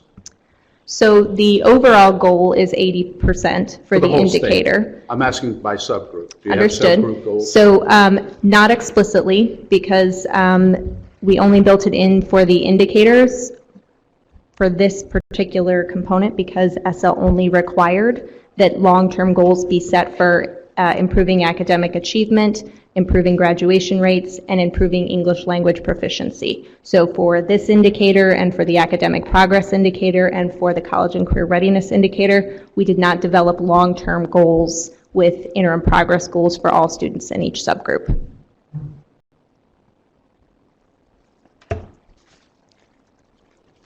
So there's a lot of information here. There's formulas, there's percentages. What are we doing? Are we supposed to analyze this the first time we see it and somehow reach consensus in 10 minutes of presentation? And I'm just asking a procedural question. Is that what we're trying to do? Is this the today? same information that This is was the same presented? information. The only difference is in regard to the thresholds that were used. So everything is what was presented at the July board meeting, or work session, as far as the calculation goes and the concept. The only thing we changed was the 98% threshold for persistent attendee was moved to 96% based on feedback from the state board. Okay, so my question's the same procedurally. Are we trying to reach consensus today on this? Yes. Yeah, and we thought we had already reached consensus on this at the last work session. We So brought it this back. is a confirmation of what we did We're last just meeting? going through where we reached consensus, and then the last one is the one we're going to have to spend the most time on. Okay. The first 5 that we're going to discuss follow that same protocol, and then the last one is where we see the continued discussion. May I just, on the 162 days, I know the answer to this question, but I wanted to, if a student is not enrolled at any school for 162 days in a school year, they count with no school's accountability, correct? That's accurate. Now, they may count in a corporation. If they are enrolled at schools, different schools within the corporation, they would roll up to a corporation letter grade, but they would not be at any one particular school. But a student in a school district that may move to a public charter school and then to another public charter school and then to a non-charter public school may not end up at any accountability system. So the very nature of chronic absenteeism, the very students which this could affect are the ones who may not even factor into the accountability system, correct? That's accurate with the 162-day approach. That's what I thought. So how would you fix it? Pardon? How would you, and everybody has that concern. The magic question is, how would you address it? I'm not sure how we address. I mean, I think within district, I think there are districts looking at finding ways to keep kids in their school. And one of the most perverse issues around poverty is homelessness and stable home, and parents moving to avoid eviction and trying to find low-income housing, and people move frequently. And I know in a lot of urban districts there are transportation solutions to some of this. But that's a different issue. But I'm more concerned too about any kind of incentives that are actually not aligned with improving these kind of outcomes. You know, that's the real challenge with, and I understand too. With I mean, all indicators, right? Right, but I also think about if a student, and I understand it from a performance issue. If a student's only enrolled in a school for 30 days, how do you hold a school accountable for that student's overall performance? I get that. On attendance, however, if the student's enrolled in your school 162 days or 152 days, can't we still measure their attendance while they're enrolled in our school? Right? And why would they be excluded because they were not enrolled for 19 days? The fact is they're enrolled for 161 days, and the school, we can measure, are they in school? And are they in attendance, or they have improved year over year? So I'm just wondering the exclusion of those students because, and I know it aligns with around our testing protocols, but I'm just curious on attendance, why would we do that? Sure, and we actually did receive some public comment on that issue of saying, raising the question of why the indicator doesn't look at each individual student's actual enrollment. So actually looking at, regardless of if they were in attendance for 90% of the school year, looking at a student who may have been in attendance for 50 days, 90 days, half the school year, and just considering a straight percentage of that student's actual enrollment rather than looking solely at the 162-day kids. See, that makes a lot more sense because let's take a school's attendance rate. You would calculate students the entire time in which they're enrolled in your school, correct? So a student is enrolled for 50 days, you would look at the attendance of that student for the 50 days in which the student is enrolled to figure your attendance rate. Okay? And I think schools could benefit from actually having that embedded in the accountability system. So you're just saying take out the 162-day provision? That would be my recommendation. Comments? I know we've gone down this path. I mean, Maggie and I have had this conversation multiple times about the 162 days. What's the downside of that? What's the downside? Downside of taking out 162?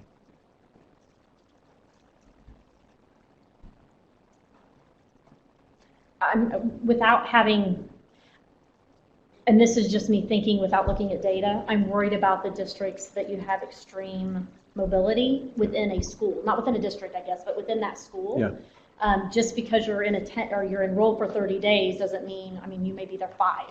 And so I'm a little bit concerned on those districts that have such mobility. And I don't know what the answer is either, but I mean, it's concerning. And I understand, I mean, Maggie and I've had the conversation that Dr. Bertrand brought up about the 162, who cares? I mean, but then you look at the concern with those districts and those specific school buildings that have a lot of mobility. And so I don't have a good answer to it.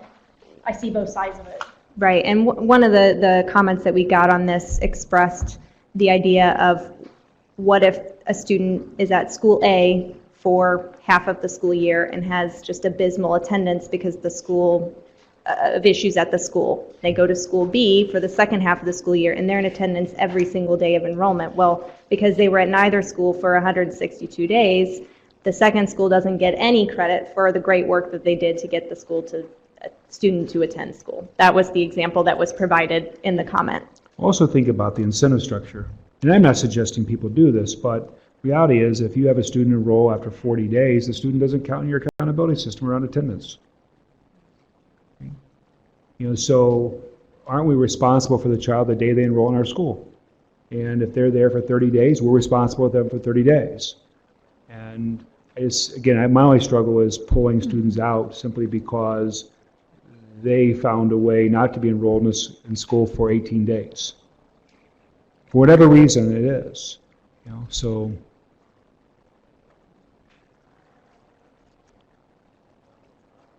it's not easy.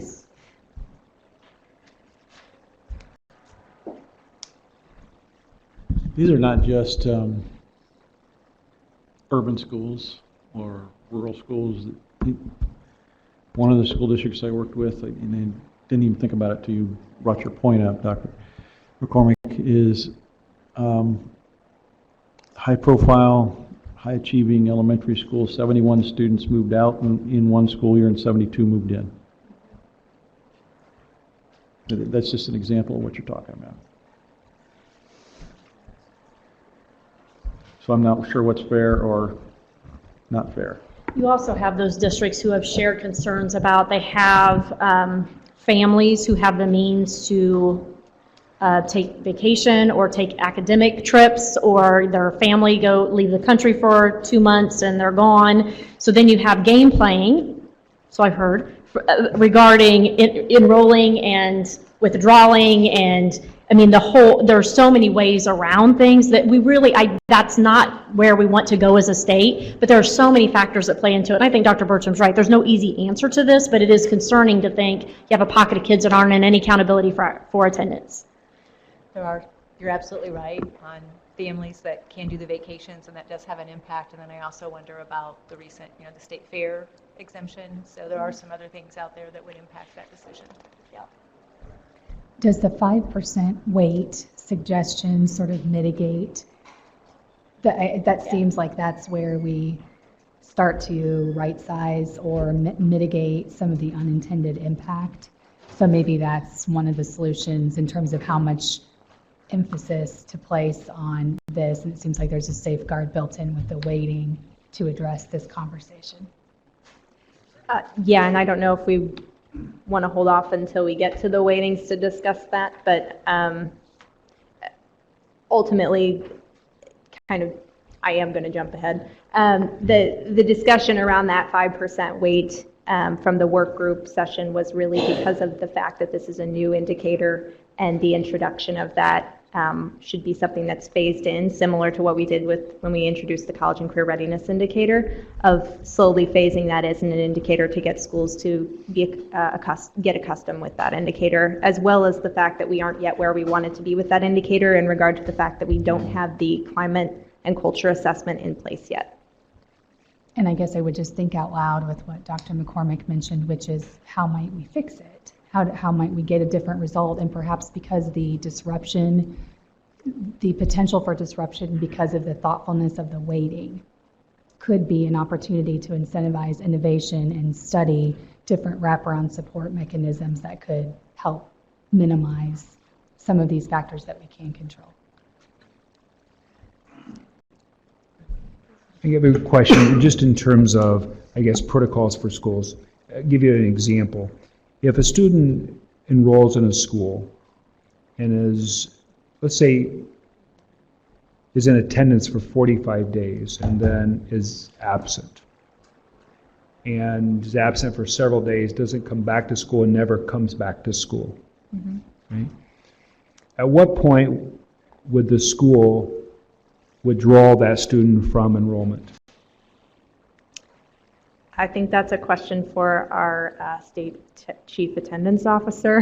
Unfortunately, I'm not sure I'm not as familiar with the attendance policies and But laws. it's just, because I would think that if a student stopped attending, and a lot of students, particularly in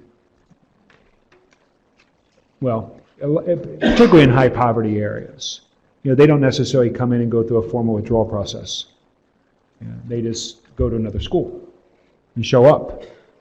And I would think for the sending school that they would then withdraw the student at the time the student stopped attending. So one thing to note, I didn't mean to cut you off, that if a student does get picked up at another school in our system, it'll automatically kind of cut that kid off at the other school for our reporting systems. Sometimes they don't show up for 2 weeks. That's the problem. And so like in my building, if we don't know where they've gone for 2 weeks, and then the other school calls and says, now they're here, who's responsible for those 2 weeks of them not being there? See, that's where I think if a school is able, I would be less concerned about some of the issues we've discussed if a school is able, under our rules, to withdraw the student based on the date of their last attendance. Right? Not necessarily the day they enroll in the receiving school.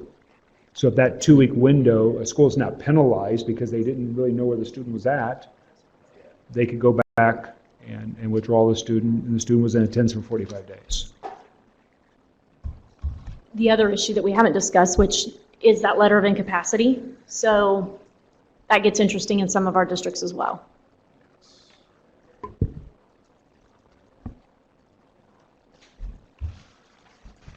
Any other comments? So at the 162 days, and I know the low percentage that's put on it helps safeguard some of that. I understand Dr. Bertram's concerns. I think many of us share those concerns. Thoughts from the board, if we're going to change and take out the 162 days, or we can maintain this knowing that, again, this isn't forever. I think we keep 162. 162? Yeah, it's there, we're used to working with it, and we have a chance to amend it once it comes back to us. We have a chance to look at it, make a determination with more data in front of us.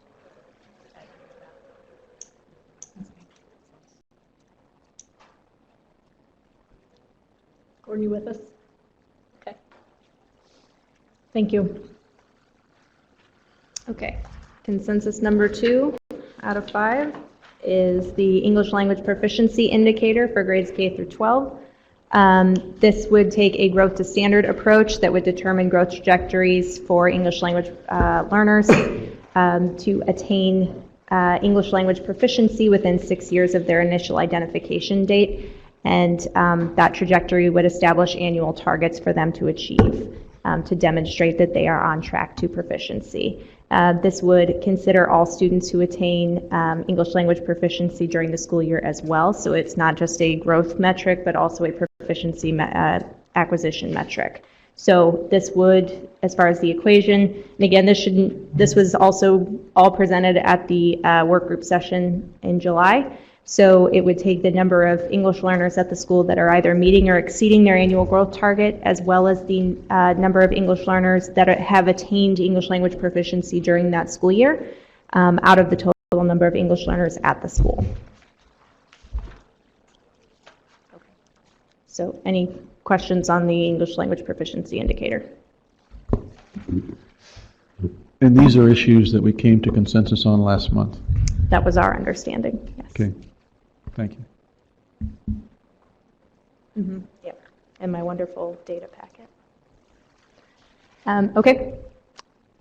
So consensus number 3 was on data practices, 2 in particular, 1 N size and 1 on data aggregation.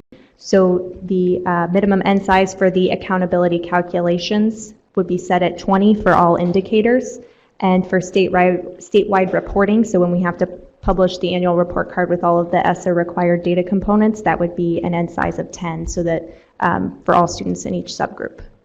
The second component under data practices is data aggregation. So looking only at data from the current year being assessed and not applying any aggregation practices that would incorporate data from previous school years and that usually came up with the small schools that would not hit the minimum N size for that school year.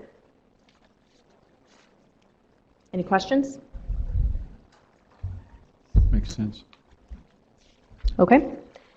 Consensus number 4 was on the academic progress indicator, or our growth indicator.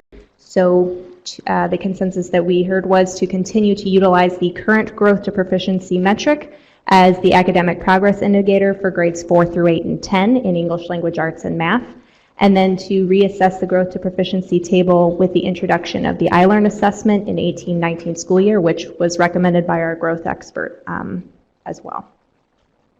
Any questions? Okay, the last consensus is on the college and career readiness indicator, which is our school quality student success indicator for high school at grade 12. So the consensus that we had heard was to continue to utilize the current college and career readiness metric for grade 12 and use that as the school quality student success indicator. We did want to make one note that Indiana statute IC 2034 requires each high school in the state to provide at least 2 dual credit courses and at least 2 advanced placement courses. The second point there for the consensus was to maintain a goal of 25% of graduates being college and career ready but look at reassessing that goal as we have more, as we have received further information on the dual credit component. Any questions on the CCR indicator?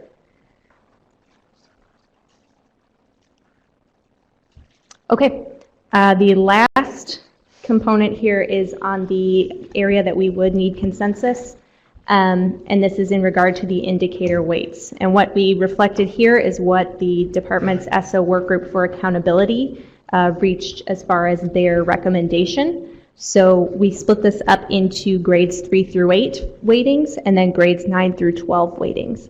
So on this first slide, we just wanted to indicate, this is slide 21, page 21, what the ideas or philosophies behind weightings were from the work group.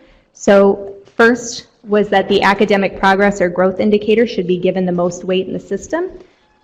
The second was for the school quality and student success indicator to be given very minimal weight, since this would be a new introduction to the system, and we would evaluate the weight of that indicator as there was more stability around around that particular indicator. And lastly, in compliance with requirements of ESSA, that the English language proficiency indicator must be given substantial weight. But the work group wanted to ensure that that substantial weight also considered the fact that a good majority of schools in Indiana will not actually be able to have a score for the English language proficiency indicator. So weighing the requirement of ESSA with ensuring a system of fairness and equity. So based on that, the next slide provides the work group's recommendation as far as weights. They are for the academic achievement to have that weight be at 40%, academic progress at 45%, the addressing chronic absenteeism, which is your school quality student success indicator, at 5%, and your English language proficiency indicator with a substantial weight as required by ESSA of at least 10%. Question, on this chart, academic progress, is that proficiency? That's growth. Academic achievement would be proficiency. Is this slide the recommendation of the group, the committee? Yes, of the ESSA work group that was put together for accountability. The other point to make on this was that if a school is unable to have an indicator calculated, the basic ratio between the indicators would be maintained, so they would absorb the weight that would be missing. So for example, if you're missing the English language proficiency indicator, that 10% would be redistributed equally among the 3 remaining indicators to maintain the current ratio that we see between those indicators. Can I ask a question? It's divided among all 3? No, it was divided between the Or the just growth and proficiency? It wouldn't go into It was not absenteeism, divided correct? into absenteeism. So that's not academic. I'm not understanding your question. If there's not If there's an no end count for the that ELL, 10%, the committee's suggestion was that 10% then be divided 5% into growth and 5% into proficiency. Yes. Agreed. It doesn't touch absenteeism. Yes. okay.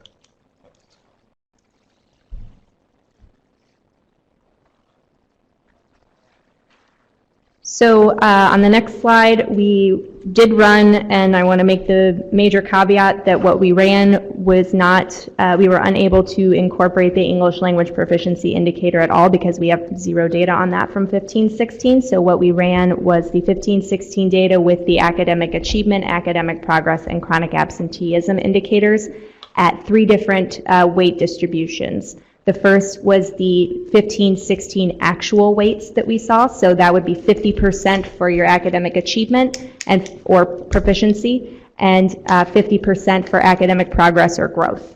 The work group recommendation is the next weight that we looked at, which would give 45% weight to academic achievement, 50% to academic progress, and 5% to chronic absenteeism. And the third is a request that we received at the work group session from state board members to see academic achievement at 50%, academic progress at 45%, and chronic absenteeism at 5%. And the following table on that slide shows you kind of the A through F distribution of the overall letter grades. Carrie. So having had the opportunity to serve on 3 different accountability panels, 3rd time's the charm. I do feel like every time we got closer and closer to better and better. Each time you come in and you've learned over, the last year, and you tweak things, and you have more data to look at. At the same time, I've had the opportunity to work with an amazing number of people and amazing groups of people, and I had Maggie run the list for me. I said, could you run the list of all of the accountability panels and all the people I've had the chance to work with on them? And at first I thought when I sent her that email that I'd read them off, and we would just be here for too long a time, because I've had the opportunity to work with great people from across the state who are in the field every day and who, are living it. And, so their recommendation when I sat here and look at it, was done every time, again, tweaking it and making it better with more data and with sincerity, with their heart in the field. And so, their emphasis is on growth, because they see that that's the key to get to proficiency. That's how you get there. You have to show growth, and we get kids where they're at. And I'd love to get them at grade level, but that's not where they come to me. And so if I can show growth, if I can get more than a year's growth out of them, then I have done a successful job as a teacher this year. And so that's the reason, when we look at their recommendation is weighted heavier in growth, because that's the feeling that they come with. At the same time, I know that that's not necessarily the philosophy of everybody on the board, and we have to come to a compromise or a consensus.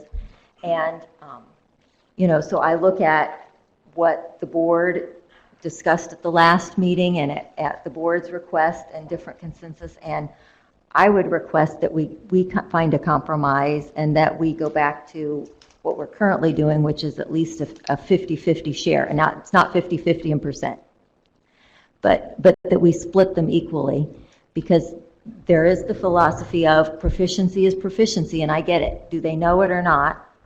On the other hand, again, the philosophy of they have to grow to get there, and we're starting where they're at.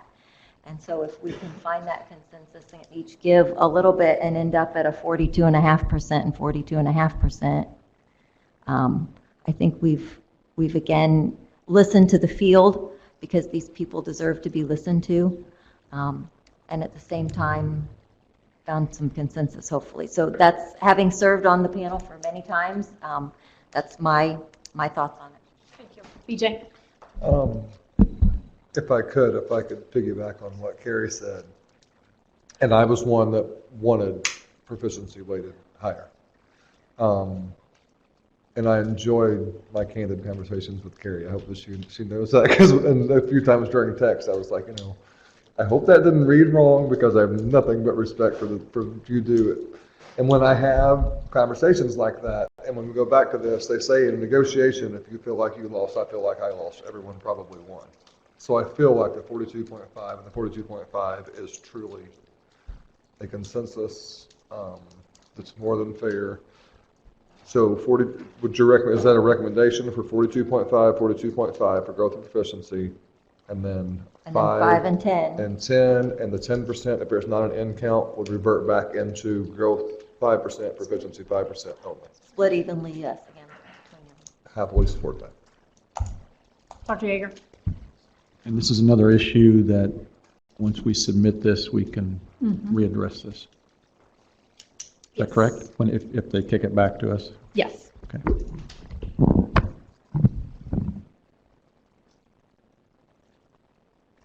Marianne? I concur. This has been a big conversation. You sat on for that me. accountability I did sit panel on as the well, correct? Yes, absolutely. And so hearing what they had to say, listening to Carrie's comments, it just crystallizes it for me that this is a place of compromise. And since we have been equitable in the past, to keep it there as a starting point makes sense to me.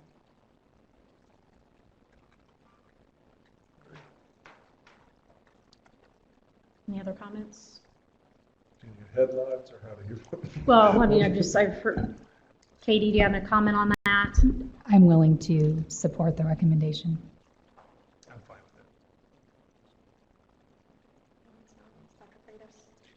with it. Is this a vote? No, we're just getting some feedback. And we're not going to be asked to vote on this prior to rulemaking? No, just the resolution. And that is our indication of where we are going at this point. I guess I have a question for legal counsel. Does the resolution have the effect of violating in some way the process of rulemaking?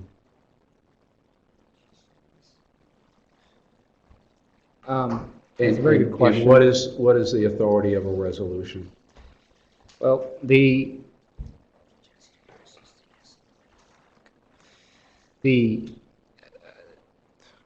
guess the issue that has to be considered, and this is based off of advice I received from the Attorney General's office, who by statute advises on all administrative rulemaking. You cannot, an agency cannot put something out, be a resolution, whatever you want to call it, and require anybody to follow it prior to the actual rule being approved. If we were to do that, if that's how this resolution were to be treated, then it's very likely the Attorney General's office would ultimately invalidate the administrative rule, whatever administrative rules we create for accountability. So it's difficult to answer your question because I don't know exactly what the intention of this resolution is. If it's viewed by the Attorney General's office as an attempt to create a rule prior to the final rule being finalized, then it's a problem. So with That's up what to the you're Attorney General's saying, office. with what you're saying and this interpretation, there could, back to the earlier discussion, I can't believe I'm going to ask this. But with what you're just saying, there is no way you can have just one accountability. With what you just said. Because there's no way with schools already in session, rulemaking not done, you can't go back and retroactive that.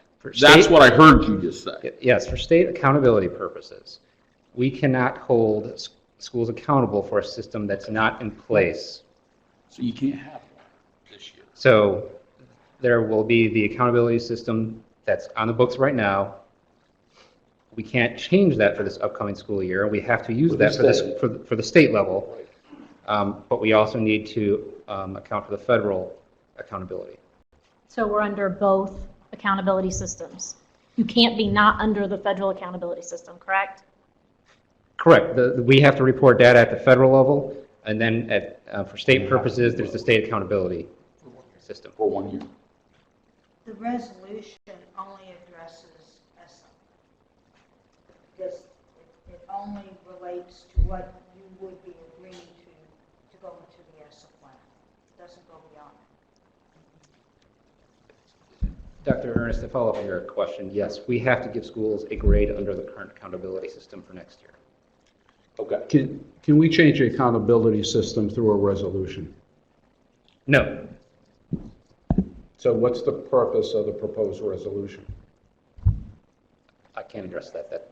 We did not create the resolution. I guess I can't support this at this point because there's too many unknowns. Absolutely, Here, and because so rulemaking I should have think we been need- started in January of 16. So for us Yeah. to sit and banter, how are we going to get it in ESSA? Right. If you want it to fall all on the Department of Education to put it in ESSA and run two accountability systems, that has some unintended consequences. So, I mean, this is where the legal needs to tell us at this point, what's the route you think we need to go? We're hearing it needs to be, we don't have an option with the federal accountability system. We're under that. All the monies are going to flow that way. All the consequences and rewards are going to follow that way. But yet I understand the dilemma because we're so late in rulemaking that we're under the state one letter grade. So the state says we will give one letter grade. We're trying to avoid running dual accountability systems for 1 year. And that could be avoided. I don't know how that can be avoided. And you just now came up with that conclusion? Well, this is the first time I've been asked. We cannot ignore state law. The earlier conversations we've had, that's not been shared. So I'm just concerned it's being shared today. Dr. Yeager? Katie had something. I just have a question. The question that was asked that got us to this point was just whether or not there was consensus on the 42.5. And I just don't want to lose, it seems like we've gone down a parallel rabbit hole that maybe we could pull back out of for a second and just get, I'm not diminishing it, but I think there may have been some confusion about the question that was asked. So David, do you have any concerns about the proposed 42.5, 42.5, 510? I do have a concern. Okay. Okay, sorry, just then we went to the resolution, which is a parallel issue. So I just wanted to make sure I understood. Part of my concern deals with the process. So if I say yes to this, then tomorrow there's a resolution in front of me. I don't have a clear legal interpretation whether the resolution is legal or illegal. I'm not willing to participate in something until I get a clear designation from a board attorney that it is legal to do this. And I guess the only thing I'm just wanting to clarify so that the understanding of the import of what's happening right now is clear, is that each person was simply indicating whether or not they could, at some later time, support the 42.5%, but that's not a binding. Yes, so regardless, we have to submit in ESSA what this is going to be. And Right. we're trying to be good partners in this, in that we don't want to make that decision unilaterally at the Department of Education. We value stakeholders to help us with that. So we're trying to make sure that the board, not that we're going to be 100% agreement, that we have some input into what's going to go into that ESSA plan. So what we're trying to do right now at this moment is get some type of input, consensus, call it what you want, into what's going into ESSA. If this board says we don't care, then the Department of Education will move forward and we will conclude with ESSA. But that's not how we've operated in the past. It dismisses what we did through the entire ESSA process and all the stakeholder feedback. That's really a dangerous place for a state to be, in my opinion. So we're asking for your input into what is going into the ESSA plan. So I'm hearing a consensus that we will have a balanced approach, and if the N number isn't met at ELL, we will split those in the two top academic indicators. Any other feedback on that? Can I just comment? We all care. We're here. So to characterize board members as not caring is totally inappropriate. What I'm questioning is legality of it. Why can't we just submit? You're getting a consensus here. You're getting the opinions of people. Why do you need a resolution to do that? You're keeping notes. You're bringing it back. Just take the consensus opinions without a resolution and submit it. And then we avoid the potential legal issue with the Attorney General. What's wrong with that? And it really does go back to a solid answer from any attorney from the state board to give us guidance on where we need to go tomorrow. If it's not a resolution, then what is it? We will read it, we will put it in a minute so that we understand that that input was gathered with the assistance of State Board of Education. Can I chime in real quick? First off, I don't think there's a legal issue, okay? I think that if we do a resolution or not, we're not rulemaking. I think it was pretty clear from our counsel that there's no violation. So I'm not worried about that. Number two, I don't think it matters if we have a resolution or not. I think what we can do is have a consensus reflected in the minutes. There's nothing magical about a resolution. So either or, I don't care, but I think we'll be in fine legal ground, legal standing, et cetera, as well as just kind of giving guidance on this ESSA plan. So I think I'd like to move on because personally I don't think this is an issue that merits a lot of time. I think the value of having consensus now is what we're going to be asked to vote on later. And if we're not in agreement today and we put something out in the ESSA plan, then we have to go through rulemaking, we get to the end in which we are going to be required to vote. Mm-hmm. And if we lack consensus today on those numbers, I would presume that that's likely to be the case a year from now. So I think that's the value of the consensus. I think the resolution is to go on record, right, to say that we concur with this initial recommendation. So whether we have one or not, the bottom line is it needs to be in the minutes Correct. of the board meeting.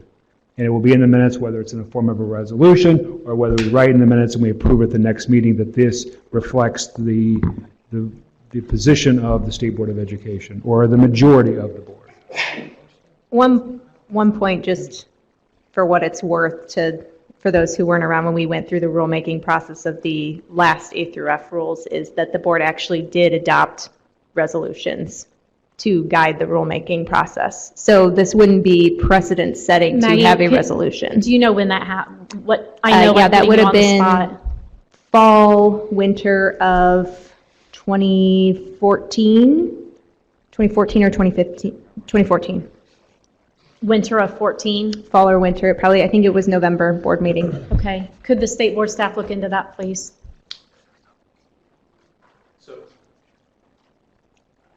Those resolutions provided relief, not additional restrictions, or not additional requirements.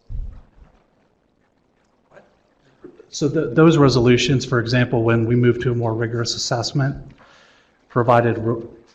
was a way to provide relief to the schools as a result of moving to that more rigorous assessment. None of those resolutions required imposed additional requirements. There's the distinction. Let me clarify. I'm talking about when we readopted the A through F rules. We went through and we adopted a resolution about how the performance domain would look and each of the requirements and the components of that domain, similar with the growth domain and the multiple measures domain. So, and the overall accountability A through F framework. So that's where I'm saying it's not precedent setting, and it actually was the board adopting, saying this is what we intend to have laid out in the rule. Now, again, a resolution is non-binding. Right. It's a memoriam of what action the board wants or intends to take to put the public on notice and to put individuals on notice. BJ, I'm not, you're fine. you good? Yep. Okay, so I'm hearing equal weighting with a fluctuation if the end numbers aren't met or aren't met. Okay, we will move on. Okay, the last component is on the grade 9 through 12 weights. The two main philosophies behind this from the work group was that the graduation rate and the school quality student success, or CCR, college and career readiness indicators, are deemed more important at the high school level than achievement or progress or proficiency and growth at the high school level, because they represent the capstone of the K-12 education, as well as indicate post-secondary readiness. The second mirrors the English language proficiency philosophy that was in place for the 3 through 8, so I won't restate that. So the work group's recommendation was for academic achievement or proficiency in academic progress or growth to be weighted equally at 15%, and for the graduation rate and college and career readiness weights to be weighted equally at 30% each, and then maintaining the English language proficiency indicator weight at 10%, similarly to the high school, the elementary and middle school side. And that is on page 25 of your slides. And this was the panel recommendation, correct? I'm sorry, say that again? This is the panel recommendation? Yes, this was the work group recommendation, yes. And again, was that Marianne, you served on that, and Carrie? Who else? I thought we had a third. Dr. Freitas. Dr. Freitas. Okay, so he was on that panel as well. Okay. Maggie, could you go through, from an academic achievement and progress perspective, where are those measures going to come from at the high school level? Sure. Comparing what to what? So the academic achievement will be the actual proficiency rates from the grade 10 assessment. Currently, that's the grade 10 ISTEP for English Language Arts and Math. Moving forward, it'll be the end of course assessment for grade 10 in Algebra 1 and English 10. Currently, for the academic progress indicator or the growth indicator, we're measuring growth between the 8th grade ISTEP in those subjects and the 10th grade ISTEP in those subjects. Moving forward with the ECA, I think we're still kind of sorting out the growth measure, because we will be measuring it, we would have to measure it from the 8th grade ISTEP to the 10th grade Algebra 1 or English 10 assessment, and that's an ongoing discussion. So if a student that takes Algebra 1 in 8th grade, how will that student be measured? That's a great question. Sorry, go ahead. So that's the issue of you have to take a higher level math. So if you take it earlier, it doesn't necessarily count toward proficiency, because if you've already taken it at the middle level, you have to take another math test at the high school level at a higher level math course. So the question becomes, what is that course? What does that look like? I mean, a lot of items have been tossed around. That is still to be decided. That's one of those, one more thing to be decided. But that proficiency, our concern is we hope the unintended we hope that schools don't stop offering algebra at the middle level to play the game of proficiency, and I'm hearing interesting things happening. So that is what we're trying to avoid. We don't want to set schools up and students up for failure. However, we also want to keep the rigor, and it's an interesting balance. So that's what we're trying to get input from the Principal Association, from superintendents, from teachers, from the field on that one, because that's a big decision. It's a really big deal. Yeah. I think. And so why wouldn't it count for a student in Algebra 1 by taking 8th grade? Can you repeat that? No, you said that if a student, so we're not sure how we would compare a student who takes math or Algebra 1 in 8th grade and what we would compare their growth against. We don't know that yet. Accurate, yes. Okay. Yes, as far as, yeah. You want to repeat Yeah, that, so- Leanne, or Maggie, sorry. Go ahead, Maggie. Yeah, Dr. Krajkowski just stated that that's part of the RFP for iLearn, is that assessment for the high school math for students who had already taken the Algebra 1 ECA in 8th grade. Don't the feds require us, if we take the ECA in the 8th grade, feds require us to do something more at the high school level? Yes, And what that is, we haven't determined. that's correct. So. When can we determine that? Is that part of the kickback from the feds in January 15th, or whatever that date was that somebody picked out? That's part of the RFP. That's iLearn. So that'll be decided with some of that information, getting input from the field. So for instance, it's being kicked around that looking at SAT, ACT, the math portion of that, the problem becomes, we all know our percentage of students, even if they're successful in algebra in the 7th or 8th grade, they don't always hit the college readiness threshold. We have this is just the data, we have a 25%, 30%, I'm looking at someone who may know, 25%, 30% hitting that college readiness threshold, which obviously is not where we want to be, but that's where we are now. So how do we find, and if that's not the answer, what else are we looking at? So that's where we really need to work with our stakeholders to come up with a good plan. And we're on short time here because of the RFP for iLearn. The other piece of that we've had grave concerns about from the beginning is we're not sure how we're going to measure that growth at the high school level. And so, it's a problem.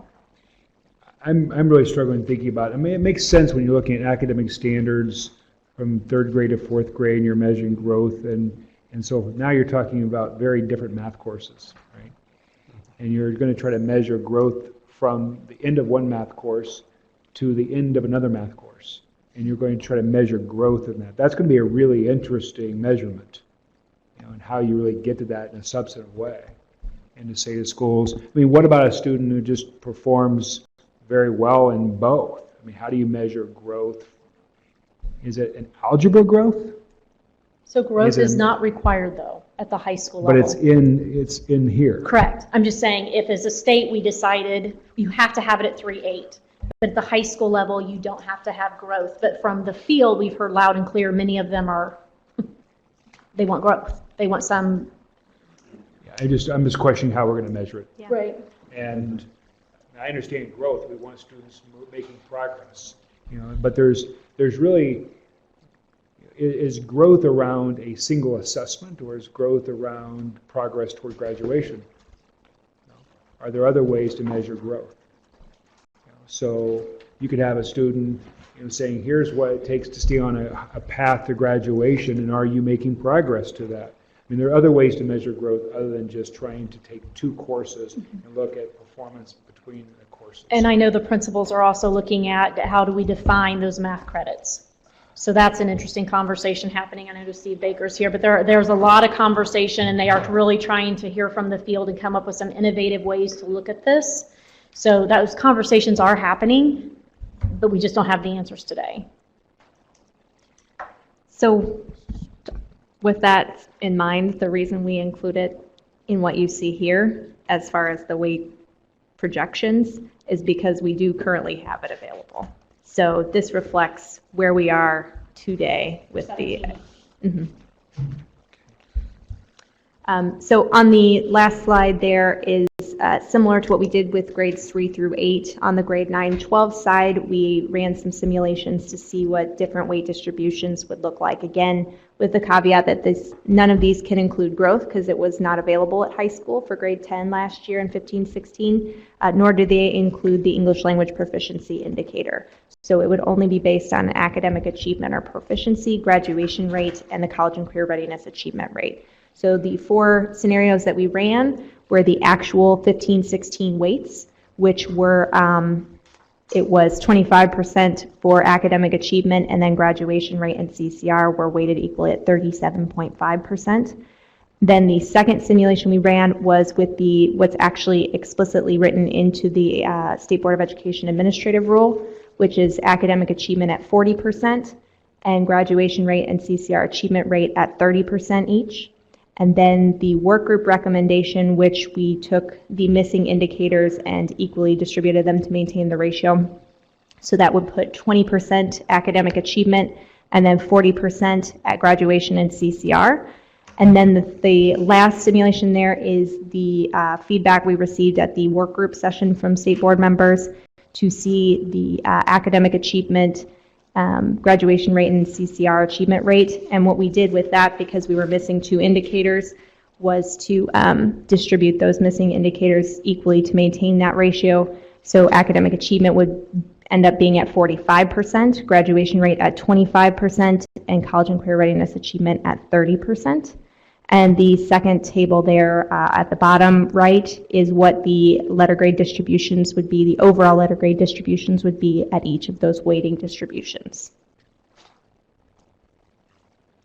So Maggie, walk me through one more time, just so we're all straight on this, with the graduation rate weights and the data that you're providing, is that under our current graduation rate or the change of graduation rate, not knowing when that's going to come into effect because we don't have an answer yet from the feds? Yeah, so Walk us through that. when we ran this, we maintained the 15-16 data. So we utilized the state rate for this. So to maintain consistency across all, as much as we could, we kept that state graduation rate since that was what was used for 15-16 accountability. Is the board clear on that? So if we go to a different graduation rate, most schools drop, some significantly. So we do have a heavy weight put on the graduation rate, something to consider. But we don't know when, I don't think we don't know. It may go into effect next year, it may not until that 9th grade class is ready for graduation. However, it may go into effect with the graduating class for next school year. Or for this school year, for some who are already in it, for 17-18. You're talking about the federal definition? Yes. And move towards that, So we're waiting on an answer, unless we rename our unless we rename. which we need to do. And we're looking at Texas, correct me if I'm wrong, has got some interesting things that we're taking a look at with definitions. I just want to make sure people are clear on what that represents. So what do you want on this one? Just input, and we're at the point of sharing thoughts. I mean, you have the group recommendation that, like Mary Ann and Carrie and Dr. Freitas were a part of. You have then others that we ran based on state board rules, state board requests, so just need feedback, input. Dr. Yeager? How dangerous is it academically to take algebra in the 8th grade and take the ECA fall of 9th grade? So TAC's not here. So they're looking at that. And so you're saying you take the course, you complete it in 8th grade, but you don't take the test until your 9th grade year. So the TAC and the members of the TAC have advised us against it. We have recommended, when we actually go down this route for rulemaking and to look at everything, to have an attorney who has dealt with the very question of some of these issues where you don't have the, it's called it's opportunity to learn is how they phrase it, where you are immediately, you take the course and you have an opportunity to take the exam versus waiting for 3 or 4 months. And so we're trying to get some of those answers.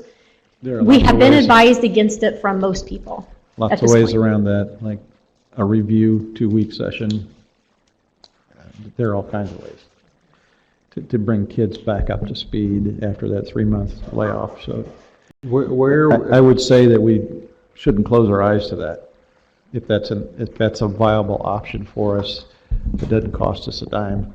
Whose teacher eval would that student fall under? That would be a question I would have. Because if I'm teaching freshman algebra and the kid took algebra in 8th grade, he was never in my classroom, and I'd have a problem with having his results falling into my teacher eval. Good point. The other question I have is, this whole conversation seems unreasonable to me. Not the conversation, but the issue of it, right? It's like Algebra 1, Algebra 1 is Algebra 1. If that's the measure, why are we measuring Algebra 1? Does it matter when they take it? And why should it matter? Okay? And why would we create any incentives that would discourage students or schools from taking algebra as early as they can take algebra? It just doesn't make sense. And being fair about when we measure what they learn. That's correct. I mean, if the issue is measuring algebra performance, a student should not be penalized because this student has the ability to take something earlier. Okay? The other question I have is, the federal government does not define, do they define high school? Yes. Do they define grade 9? They say 9. And who does that? I mean, there are high schools that grade 10 through 12. My point is that how students are classified is that a local decision or a state decision? So if I'm a principal of a school or a superintendent of a school district and I have students classified at a certain grade level because they're taking a course in high school, does that make that student a high school student? I mean, I have the authority as a superintendent to move students up if I want to. Right? The student is only in 2nd grade because we placed them there. They're not required to be there. If we say, okay, you're going to be in 3rd grade because you are really advanced, we're going to move you, we can do that. Why can't we do that at grade 9 and grade 8? Okay? So what cohort do they go in? That's Can they go on both? Fluid. That's the Fed's point, isn't it, to keep them in the I know. cohort? I know, I get it. Don't the Feds say if you take 8th grade algebra, you must take something else for the assessment part? But I understand what Vince is saying. Yeah, It's they're just not- I agree there's with so you, many Vince. other. Saying they're not taking 8th grade algebra, they're taking algebra 1. Right. And how many times can you stay in grade 9? Yeah. I mean, I'm just saying there are ways to deal with this, and I'm with you. I mean, there are a number of ways to deal with it. I just want to make sure the incentives are not put in place to discourage this. And I don't think schools or students should be penalized because they're advanced and have the opportunity to take courses in 8th grade or in 7th grade. We're going to have algebra 1 taught in 7th grade. What about students that take geometry as 8th graders? Okay. I mean, the whole system is going to be skewed against them, and I think it's unfair. Yeah, you're thinking logically, Dr. Bertram. Sometimes that doesn't work at the federal level. So the other piece of this is, I know the principals are working on trying to incentivize what, if that can't, I mean, there are a lot of pieces to the Algebra 1, but what other means will we have to incentivize pushing the math rigor without necessarily setting schools up for failure?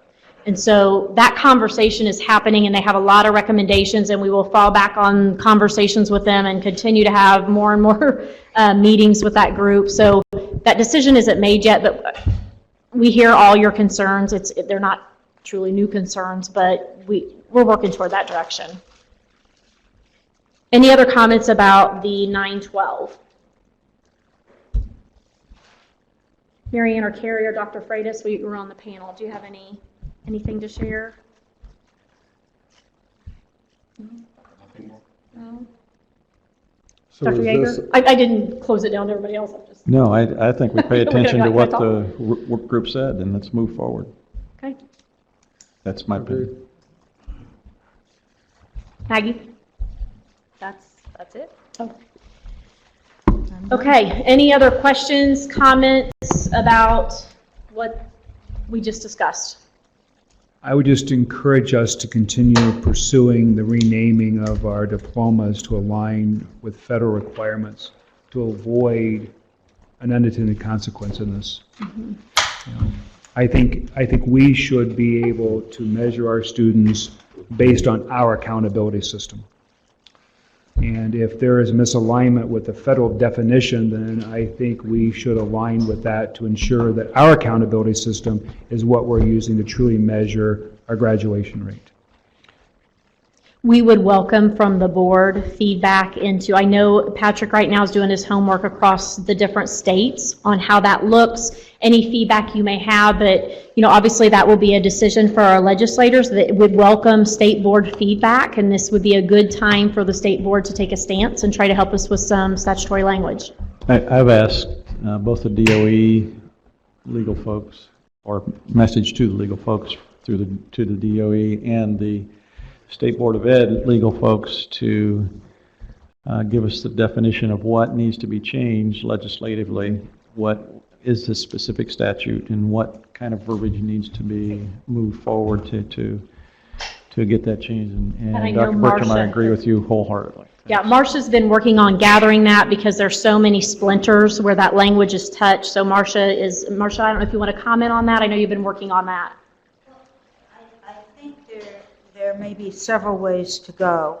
One way may be to go to change the statutes themselves that use the terms general diploma, Core 40, the statutes that say everyone is to get a Core 40 unless you waive or do this or do that. That's one route, is to seek to change that. The other route, the board sets the curriculum that qualifies for Core 40. Which classes meet Core 40 requirements? Now, Can I ask a question on that really quickly? Sure. Because I don't want to lose train of thought. If we set the requirements for Core 40, if you received a general diploma and a certificate, could the embedded math in the certificate that you received count for Algebra 2 or no? well, this is basically where I was going, that in determining curriculum, which may also be part of what the board looks at when you look at the new graduation pathways, you may want to consider expanding the curriculum to do exactly what you've said, so that, for example, there are more kinds of math that will count to get a Core 40, and that will also possibly then align with the new career pathways, the graduation pathways.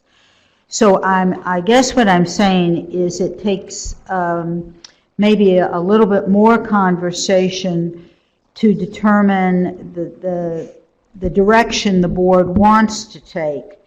Do you want to start talking about curriculum and things like that? Do you want to try and change the statutes so it doesn't say everyone's to get a Core 40? That's maybe a determination the board needs to make. So this board can say that a general diploma plus certificates equals a Core 40, or would that take legislation? Well, the statute, no, that's a statute. Okay. And that, you set the regulations about the curriculum, but the statute, you obviously did not do. When a student earns a Core 40, then they can stack, right? They can earn an academic honors diploma or a technical honors. When they get that, their certificate or their graduation diploma reads the Core 40 with academic honors. Are there any students who earn a general diploma, earn a Core 40, who haven't met all the requirements for a general diploma? No. That's my point. All the requirements for a general diploma are satisfied by getting the Core 40 or the Core 40 with academic honors or technical honors. So why don't we start with a basic diploma plus a Core 40, a basic diploma in academic honors, a basic diploma, and if that becomes the baseline, then we've met the definition, because that becomes the predominant diploma issued by the state, and the issue's solved. Well, we tried to make that argument to the feds, and based on the way they read the statutes, they say that approach does not coincide with the way the statutes read. The Indiana statutes? Yes. Okay, that's No, where we need change to the go. statute. Right, we need language change. That's my point. I think we change the statute to reflect that, and we still get the same outcomes. You still create the same incentive structures to move students up the line, essentially. Right? Still align expectations around college admission to the core 40. Still reward students for the academic honors and technical honors. Do those things, but just move it to a basic diploma that everyone earns, and then move it up. And then we can say that the predominant diploma earned in Indiana is the basic or general diploma. And then we don't have this issue. And then we can actually measure our graduation rate the way we have been, and the numbers are consistent. Because it would not, if we did that, it would not change our graduation rate in the way we have calculated it at all. It'd be very consistent. But it's unfair to our schools to take a 20% drop in a graduation rate simply because of a definition that someone else is setting for us. I agree wholeheartedly with what you're saying. Last month, we talked about it, the term of Indiana diploma instead of general or basic. Indiana diploma that every student in the state receives a diploma, and then you certificate up from there. It's a pretty simple concept, and I would think that there would be a way that we could reward schools or acknowledge schools who have moved students up from the Indiana diploma to 440, high honors, and career and tech, and work keys, and whatever else career readiness. There should be ways to acknowledge and recognize the efforts of schools to do that. And I agree with you 100%. I think that's an effort that we need to keep pushing and find a way to get that done. Patrick? The only thing, first of all, I want to say thank you for your feedback. I know it's painful and takes a lot of time and a lot of back and forth, but the better we can reach consensus, the better plan we've developed. So thank you for that. To your point, I'm beginning to look at what other states are doing, and there are. I don't have to ask the question. You're already going to answer. I'm looking into it. I don't have the fully formed policy. You're way ahead of me. But I am looking into it. I think another point, Patrick, if I can interject here, another point to what Dr. Bertram was saying. How many, Leanne? How many general diploma? What percentage of students get a general diploma? There were 8,000? So what's that percent?